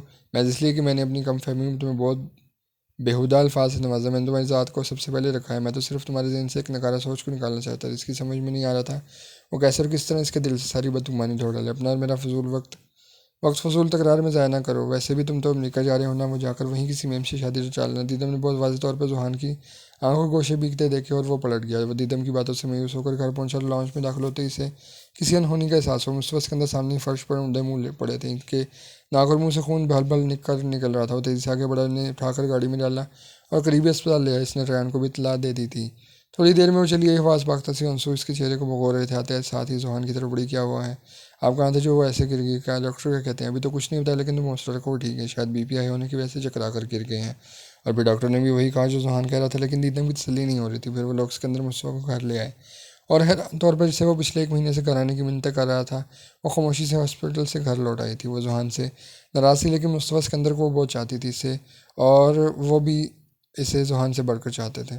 वो इन्हें तकलीफ में नहीं देख सकती थी, इसलिए चली आई थी। जुहान को पिछले एक महीने से जो घर काट खाने को दौड़ा था, वहाँ अब हर तरफ रौनक ही रौनक लग रही थी। जुहान से इसकी नाराज़गी बरकरार थी, लेकिन वो फिर भी खुश था। मोहब्बत एक मौजूद था जो रोनमा हो चुका था, जो मुर्दा दिलों को ज़िंदगी की राहत बख्शता था। मोहब्बत एक गैर मंतकी शय है, तो ये दीदम कमाल को भी हो गई थी। इसने एक बार फिर से मोहब्बत करने का फैसला किया था। वह नादान नहीं थी, जानती थी कि ये इसका फैसला नहीं है तो रब का फैसला हो। जब हमसे हमारी कोई प्यारी चीज़ छीन लेता है तो हमें इससे बेहतर नवाजता। अल्लाह ने भी इसे नवाजा था बेहिसाब बेशुमार। एक ऐसे शख्स को ऐसा सौंप कर जो इसकी कदर करता है, इसकी छोटी सी तकलीफ पर भी उठ खड़ा होता है, जैसे इससे ज़्यादा तकलीफ इसे हो रही हो। तो रीडर्स, मेरे ख्याल से इस नावल में का कुछ कुछ हिस्सा इसमें मिसिंग है। तो इसमें हुआ कुछ यूँ होगा कि जब शादी के वलीमे के कुछ अर्से बाद उन दोनों में उस दीदम के पहले शोहर को लेकर खटपट हुई होगी, और नाराज़ होकर दीदम अपने माँ बाप के घर, या जो अब उसका भाई का घर, वहाँ पे चली गई होगी। और वहाँ पे एक महीना रहने के बाद अब उसके जुहान के दादा की तबीयत ख़राब हुई और वो वहाँ से हॉस्पिटल से वापस आ गई। और अब आगे पढ़ते हैं। लेकिन दीदम कुमार को लगता था इसे खुशियाँ रास नहीं है, लेकिन क्या है कि जहाँ से मोहब्बत ज़्यादा मिलती है वहाँ छोटी सी बात भी आप अगर आपके बरखिलाफ़ हो वो बर्दाश्त नहीं होती। इसके साथ भी यहाँ यही हुआ था। इस रात खूब जमकर बारिश बरसी थी। वो मोबाइल हाथ में लिए चक्कर पे चक्कर काट रही थी, लेकिन सुहान का कोई पता नहीं था कि वो कहाँ है। इसने इसके ऑफिस भी कॉल की, लेकिन वो वहाँ से निकल चुका था। जूं जूं रात गहरी हो रही थी वो और परेशान हो रही थी, और आखिरकार इस परेशानी ने एक हैजान का रूप धार लिया। वो एक बार फिर अपने वहमों में गिर गई। से लग रहा था इसकी मनहूसियत ने जुहान सिकंदर को भी अपनी लपेट में ले लिया हो। सुबह 7 बजे के करीब इसकी गाड़ी के हॉर्न की आवाज़ सुनकर वो दौड़ी चली है। जुहान के साथ फातिमा को देखकर वो अपनी जगह पर जम गई। दीदम को देखकर इसने एक मुस्कुराहट पास की और इसके पास से गुजरते हुए इसे नाश्ता लगाने को कहा, और खुद ऊपर कमरे की तरफ बढ़ गया। वो उलझी सी किचन की तरफ बढ़ गई। कुक को नाश्ते की तरफ कहकर वो फातिमा के पास बैठ गई, जो कि हमेशा की तरह अपने मोबाइल में बिजी थी। वो दोनों नाश्ते की टेबल पर बैठे तो वो अपने रूम में चली गई। वो मुंतज़िर रही कि वो इसे रोक कर नाश्ते की ऑफ़र करेगा, लेकिन इसने ऐसा कुछ नहीं किया और नाश्ते में मसरूफ़ हो गया। कमरे में आकर वो जले पैर की बिल्ली बनी चक्कर काटती रही। जुहान सिकंदर का नज़रअंदाज करने से बहुत बुरी तरह से खिला था। वो ऑफिस से आकर इसकी जानिब खींचा चला आता था, लेकिन आज तो इसने मुड़कर भी नहीं ना देखा। तभी गाड़ी की आवाज़ पर इसने पर्दा सरकाकर देखा तो वो फातिमा के साथ चला गया था। दीदम की आंख से आंसू निकल, जिन्हें इसने बेदर्दी से साफ किया और कंबल लपेट कर लेट गई। सारी रात जागने की वजह से वो जल्दी ही सो गई। दोबारा इसकी आंख खुली तो इसने खुद को इसकी बाहों के इशारे में पाया। नरमी से अपने ऊपर से इसका हाथ बाजू उठाते हुए वो उठकर वॉशरूम में घुस गई। वो बाहर आई तो वो जाग चुका था। दीदम ने इसे नज़रअंदाज करते हुए ड्रेसिंग कर खड़े होकर बाल बनाने लगी। तभी वो उठकर इसके करीब चला और थोड़ी इसके कंधे पर रखते हुए इसे अपने हिसार में लेकर आईने में नजर आते इसके दिल के सर पर सरापे पर नजरें जमाए बोला, सोच रहा था कि थोड़ी देर सोऊंगा, लेकिन जब तुम पास उठ जाती हो तो नींद भी बेरहम हो जाती है। बहुत कोशिश के बाद भी सोने नहीं होता। ईदम ने इसकी पूरी बात सुनने के बाद बदतमीजी से इसका हाथ झटकते हुए इससे दूर हुई। जुहान ने हैरान और थोड़ा गुस्से से इसे देखा, लेकिन जबकि वो वार्डरोब की तरफ बढ़ गई और फिर थोड़ी देर के बाद वो रूम से भी निकल गई। कई दिन ऐसा ही चलता रहा। वो कमरे में आता तो वो वॉकआउट कर जाती। जुहान को भी गुस्सा आ गया और इसे मनाने के बजाय इसके हाल पर छोड़ दिया। वो नहीं जानता था इसका ये अमल जल्दी पर तेल का काम करेगा। और फिर एक दिन लंच पर फातिमा चली और दीदम को खूब ताव आया और वो इसके साथ इसके जाने तक अपने रूम में बंद रही। इसके जाते ही वो बाहर आ गई और मुस्तफ़ा सिकंदर के पास बैठ गई। जुहान को आज इस पर बहुत गुस्सा आया था। दूसरे दिन वो ऑफिस से आया तो वो इसे देखकर रूम से जाने लगी। जब वो इसके सामने आ गया, दीदम कुमार, तुम्हारी जो भी नाराज़गी है वो मुझसे है, इस घर में आने वाले मेहमानों के साथ नहीं। मुझे जो लोग पसंद नहीं मैं इनके साथ बैठना पसंद नहीं करती, अपनी कहकर वो जाने लगी। जब जुहान ने इसे सख्ती से बाजू से पकड़कर सामने किया। तुम चाहती क्या हो? फातिमा के साथ तुम्हें क्या मसला है? तुम क्यों सुकून से ना खुद रहती हो ना मुझे रहने दे रही हो? मैं तो सुकून से ही रह रही हूँ और आपकी बेसुकूनी की वजह मैं नहीं जानती। आप अपनी बेसुकून की वजह जानते होंगे।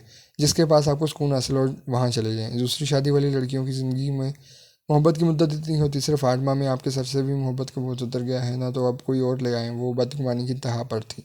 जुहान का दिल किया वो खींच कर इसे एक लगाए, उसका दिमाग दुरुस्त कर दो। तुम्हारे दिमाग में जो ये फतूर भरा है ना, इसे अपने दिमाग से निकाल दो। इसने गुस्से में इसे बस एक धक्का दिया। इसमें भी कोशिश की वो गिरे ना और ख़ुद कमरे से निकल गया, जबकि दीदम कुमाल की इसका धक्का देने से ही जान निकल गई और चकरा कर गिरी। इससे टेबल का कोना इसके सर पर लगा। वो थोड़ी देर वहाँ बैठी अपनी ज़िंदगी पर मातम करती रही। फिर एक बैग में अपने कपड़े डालकर निकले। घर पहुंचने पर रायन और जमल ने इससे बहुत पूछा कि क्या हुआ है, लेकिन वो बहुत खामोश रही। इसने अपने लब सी लिए। इसने जमल को इतना बता दिया कि वो अब वापस नहीं जाएगी। उसी शाम जुहान चला इसे लेने के लिए, लेकिन इसने इसके साथ जाने से साफ इनकार कर दिया। वो भी वक्ती गुस्से से वहाँ निकल गया। लेकिन 3 दिन के बाद वो फिर चौकड़े पर खड़ा था और फिर वो रोज़ ही आ जाता, लेकिन दीदम की ना और हाँ में ना बदल सका। कुछ ख्यालात जो पुख्ता हो गए थे, एक अकीदत जो नज़र उठाने ही नहीं देती थी, एक एतमाद जो कभी डरता ही न था।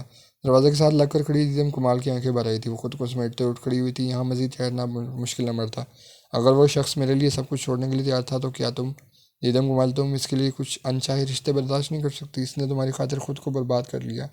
एक बेवा का माशरे में क्या मुकाम होता है जानती हो क्या? आज इसका ज़मीर इसके सामने खड़ा इसे मलामत कर लानत तो मलामत कर रहा था। आज इसकी ज़ुबान बंद थी और दिल बोल रहा था। इसके दिमाग में जुहान सिकंदर की बातें गूंज रही थी। मुस्तफ़ा सिकंदर और जुहान सिकंदर आमने सामने बैठे थे। जुहान, अब ऐसा कब तक चलेगा? तुम लोग कब तक दो अजनबियों की तरह रहोगे? तुम दोनों को लेकर देखकर लगता है नदी के दो किनारे हैं जो साथ तो चल रहे हैं लेकिन मिल नहीं सकते। नहीं दादाजान, ऐसी तो कोई बात नहीं है। जुहान, मैं भी देख रहा हूँ और सुन भी रहा हूँ। मैं देख भी रहा हूँ, सुन भी रहा हूँ। तुम मुझे झुठला नहीं सकते। मैं आपको क्यों झुठलाऊंगा? मैं हमारे दरमियान सब कुछ ठीक है। मुस्तफ़ा सिकंदर ने इसे खश्म की नज़रों से घूरा। ये उड़ी रंगत, नाखून से पड़े हल्के, ये मलगजा हुलिया तुम्हारी अंदरूनी खफियात का कमास है। मुस्तफ़ा सिकंदर के लिए चाय लेकर आती दीदम कुमाल के पाँव ज़मीन के साथ जम गए। इनकी बात पर उठकर ठटक कर रुक गई। इसका दिल चाह के आगे बढ़कर वो भी इस शख्स को देख सके। वो उठकर खड़ा हो गया और कमरे में टहलने लगा। अपनी पॉकेट से सिगरेट निकाल कर सुलगा लिया। वो इस वक्त अपने हवास में नहीं था, वरना वो मुस्तफ़ा सिकंदर के सामने बैठकर कभी स्मोके नहीं गिरता था। मुस्तफ़ा सिकंदर का दिल दुख से भर गया। अगर तुम कहो तो मैं इससे बात करूँ। इसने नफ़ी में सर हिलाया। वो शायद मुझ पर एतबार नहीं करती और शायद वो अभी तक अरसलान जमाल को नहीं बुला सकी। इसकी ज़िंदगी में मैं कहीं नहीं हूँ। मुझे इससे कोई गिला भी नहीं है। मैं भी तो इसके अलावा किसी को नहीं चाह सका। मोहब्बत एहसास है और ये एहसास ही हमें एक दूसरे से बांध कर रखता है। जैसे मैं एक अनदेखी दौड़ में बंद हुआ हूँ। मैं एक उम्मीद के साथ जी रहा हूँ कि कभी तो हवाएं रुख बदलेंगी और इससे जुहान सिकंदर से मोहब्बत होगी। मैं इस दिन का इंतज़ार कर रहा हूँ। अपनी बात मुकम्मल करके वो बाहर निकला तो ठटक कर रुक गया। सामने ही वो खड़ी थी, पत्थराई आंखों के साथ उड़ी रंगत लिया। वो एक पल के लिए इसके पास रुका, कुछ कहने के लिए लब वाकी और फिर होंठ बेंच कर इसकी साइड से निकलता चला गया। दो दिल मिल रहे हैं मगर चुपके चुपके। वो दोनों आज जुहान की नानी के घर आए हुए थे। ये एक छोटी सी पार्टी थी जिसमें जुहान और फातिमा के फ्रेंड्स भी आए हुए थे। चूँकि दीदम को जुहान की नानी ने खुद कॉल करके बुलाया था, इसलिए इसके बगैर कहे वो इसके साथ चली गई। ब्लैक साड़ी इस पर ग्रीन कलर का खूबसूरत काम किया हुआ था। जेब तन की है वो बहुत खूबसूरत लग रही थी। जुहान सिकंदर ने ब्लैक 3 पीस जेब तन किया हुआ था। इस वक्त वो सबकी भरपूर फरमाइश पर गिटार संभाले आंखें मूंदे बहुत जज्ब के आलम में सुर बिखेर रहा था। ठीक इसके सामने सिंगल सोफे पर बैठी थी दम कुमाल हाथों के प्याले में अपने चेहरा गिराई टिकटिकी बांधे इसे देख रही थी। जुहान सिकंदर की आंखें बंद थी, वरना वो इसे खुद को इतने जज्ब के आलम में देखते देखकर बेहोशी हो जाता। तभी दीदम की नज़र फातिमा पर पड़ी, जो बहुत पुरशौक निगाहों से जुहान सिकंदर को देख रही थी। इसकी आंखों में एक अलग ही चमक थी। पिंक और लाइट पर्पल कलर के मॉडर्न ड्रेस में वो बेइंतहा खूबसूरत लग रही थी। दीदम कुमाल को एकदम से ही सब कुछ बेमानी सा लगने लगा। तालियों की आवाज़ पर इसने रुख मोड़कर जुहान की तरफ देखा, जो सर हिलाकर सबका शुक्रिया अदा कर रहा था। सबसे होती हुई इसकी नज़र दीदम कुमाल पर आकर रुक गई, जो खामोश और खाली नज़रों से इसे देख रही थी।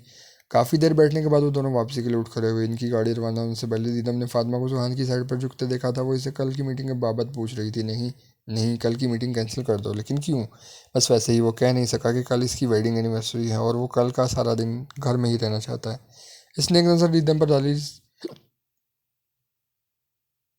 जो पूरी दिलजमी से बाहर देख रही थी। अभी थोड़ा सा ही फासला तय किया था जब हल्की हल्की बूंदाबांदी शुरू हो गई। पता ही न चला और अगले 10 मिनट में हल्की बूंदाबांदी ने तूफानी बारिश में बदल गई।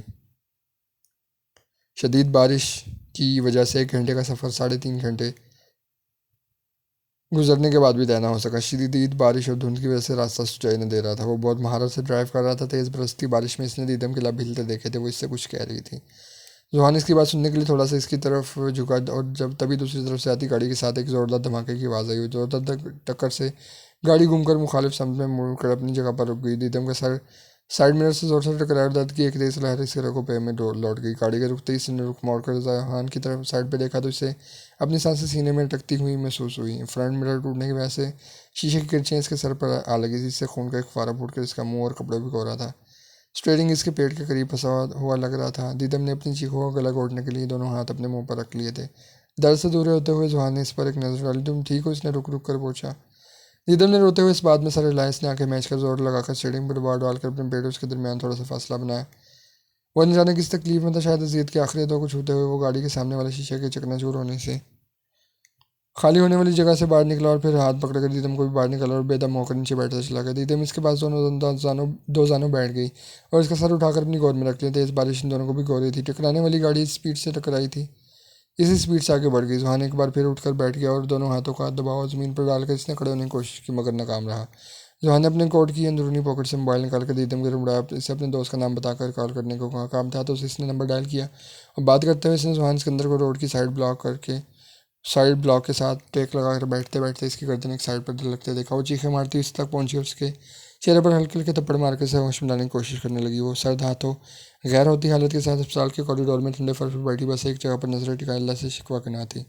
दीदम को मालूम, मैंने अगर तुमसे कुछ लिया था तो इसके बदले तुम्हें इससे बेहतर नवाजा था, लेकिन तुम अपने रब की मसलतों को ना पहचान सकी। तुम इस पर राजी ना हुई तो बांसू की बहार हुआ। मेरे रब, मेरी नामत के आंसू है, ये ना आंसू न शुक्र अपन के लिए हैं। ज़िंदगी कब से है और कब तक है कौन जाने। अंसल से अबद तक, अजल से पहले और इसके बाद भी बहुत से आए, बहुत से चले गए और अभी कितनों ने आना है, ये तो मेरा रब ही बखूबी जानता है। मेरे रब इसे इसकी ज़िंदगी वापस लौटा दे, मेरी ख़ताओं को माफ़ फरमा, तो सबसे बड़ा बढ़कर माफ़ करने वाला है। तभी आईसीयू की लाइट बंद हुई थी और दरवाज़ा खोलकर डॉक्टर बाहर आया था। इसकी आंखें बंद थी, इसका हर उज़ू समात बन गया। मुबारक हो आप लोगों को, मिस्टर जुहान अब खतरे से बाहर है। डॉक्टर की बात सुनकर इसने आंखें खोलकर अपने आंसू साफ किए और उठकर अस्पताल से बाहर निकल आई। मुस्तफा सिकंदर ने हैरानगी से जाते हुए देखा और टैक्सी लेकर घर पहुंची। वजू करके जाए नमाज बिछाकर अपने रब का शुक्र अदा किया। वो पूरे 15 दिन हॉस्पिटल में रहा। वो हर दिन इसका इंतज़ार करता रहा, लेकिन वो नहीं आई। कभी कभी इसे लगता था कि कोई इसे छुप कर देखता है, लेकिन वो इसे अपना वहम समझ कर जानकर चुप हो जाता। मुस्तफा सिकंदर के आने पर वो हर रोज़ एक उम्मीद से इनकी तरफ देखता और वो दरवाजे की तरफ देखकर चुप हो जाते। वो इसे नहीं बता सकते थे कि वो इनके साथ रोज़ आती है और सुबह से शाम तक कॉरिडोर पर बैठी रहती है। वो कहती है कि इसमें अब हिम्मत नहीं है जुहान सिकंदर का सामना करने की। ठीक 15 दिन के बाद वो घर लौट आया। वो दीदम कमाल से सख्त बदगुमान हो चुका था। इसने सोच लिया था कि वो अब इसे आज़ाद कर देगा। वो इसे ज़बरदस्ती अपने साथ बांध कर नहीं रख सकता। रात गए वो अपने कमरे में शावर लेकर बाहर निकला। ड्रेसिंग के आगे खड़े होकर वो बाल बना रहा था जब इसे अपने पीछे परछाई नजर आई। इससे पहले कि वो मोड़ता, इसने अपनी पुश्त पर गर्म सांसों को महसूस किया। वो दोनों बाजुओं के सार बांधे आंसू बहा रही थी। जुहान सिकंदर ने आंखें मोल ली, इसे अपने सीने पर रखे इसके हाथों को खुद से अलग करते हुए वो इसकी तरफ मुड़ा जो आंसू बहाने का शुगल जारी रखे हुए थे। जुहान सिकंदर ने थोड़ी से पकड़ कर इसका चेहरा ऊपर किया और आंखों की प्यास बुझाई। नीदम कुमार इसका हाथ झटकर खुद को इसके सीने में छुपा लिया। जुहान कमरे में जुहान सिकंदर का जिंदगी से भरपूर क्या क्या गुजरा। हॉस्पिटल में मुझसे मिलने क्यों नहीं आई, बस एहसास शर्मिंदगी था। अंधेरा छट चुका था, सितारों से सजी कहकशां की मुंतजर थी। ख़त्म शुद। तो रीडर्स, यहाँ पर ये नावल जो है वो अख्ताम पजीर होता है। उम्मीद है आपको ये नावल भी पसंद आया होगा। अपनी राय कमेंट में ज़रूर दें कि नावल आपको कैसा लगा। ये नावल इमोशनल नावल था और अपनी आपको ये नावल कैसा लगा ज़रूर बताइएगा। सेकंड मैरिज बेस्ड नावल था और रूड हीरो बेस्ड नावल था।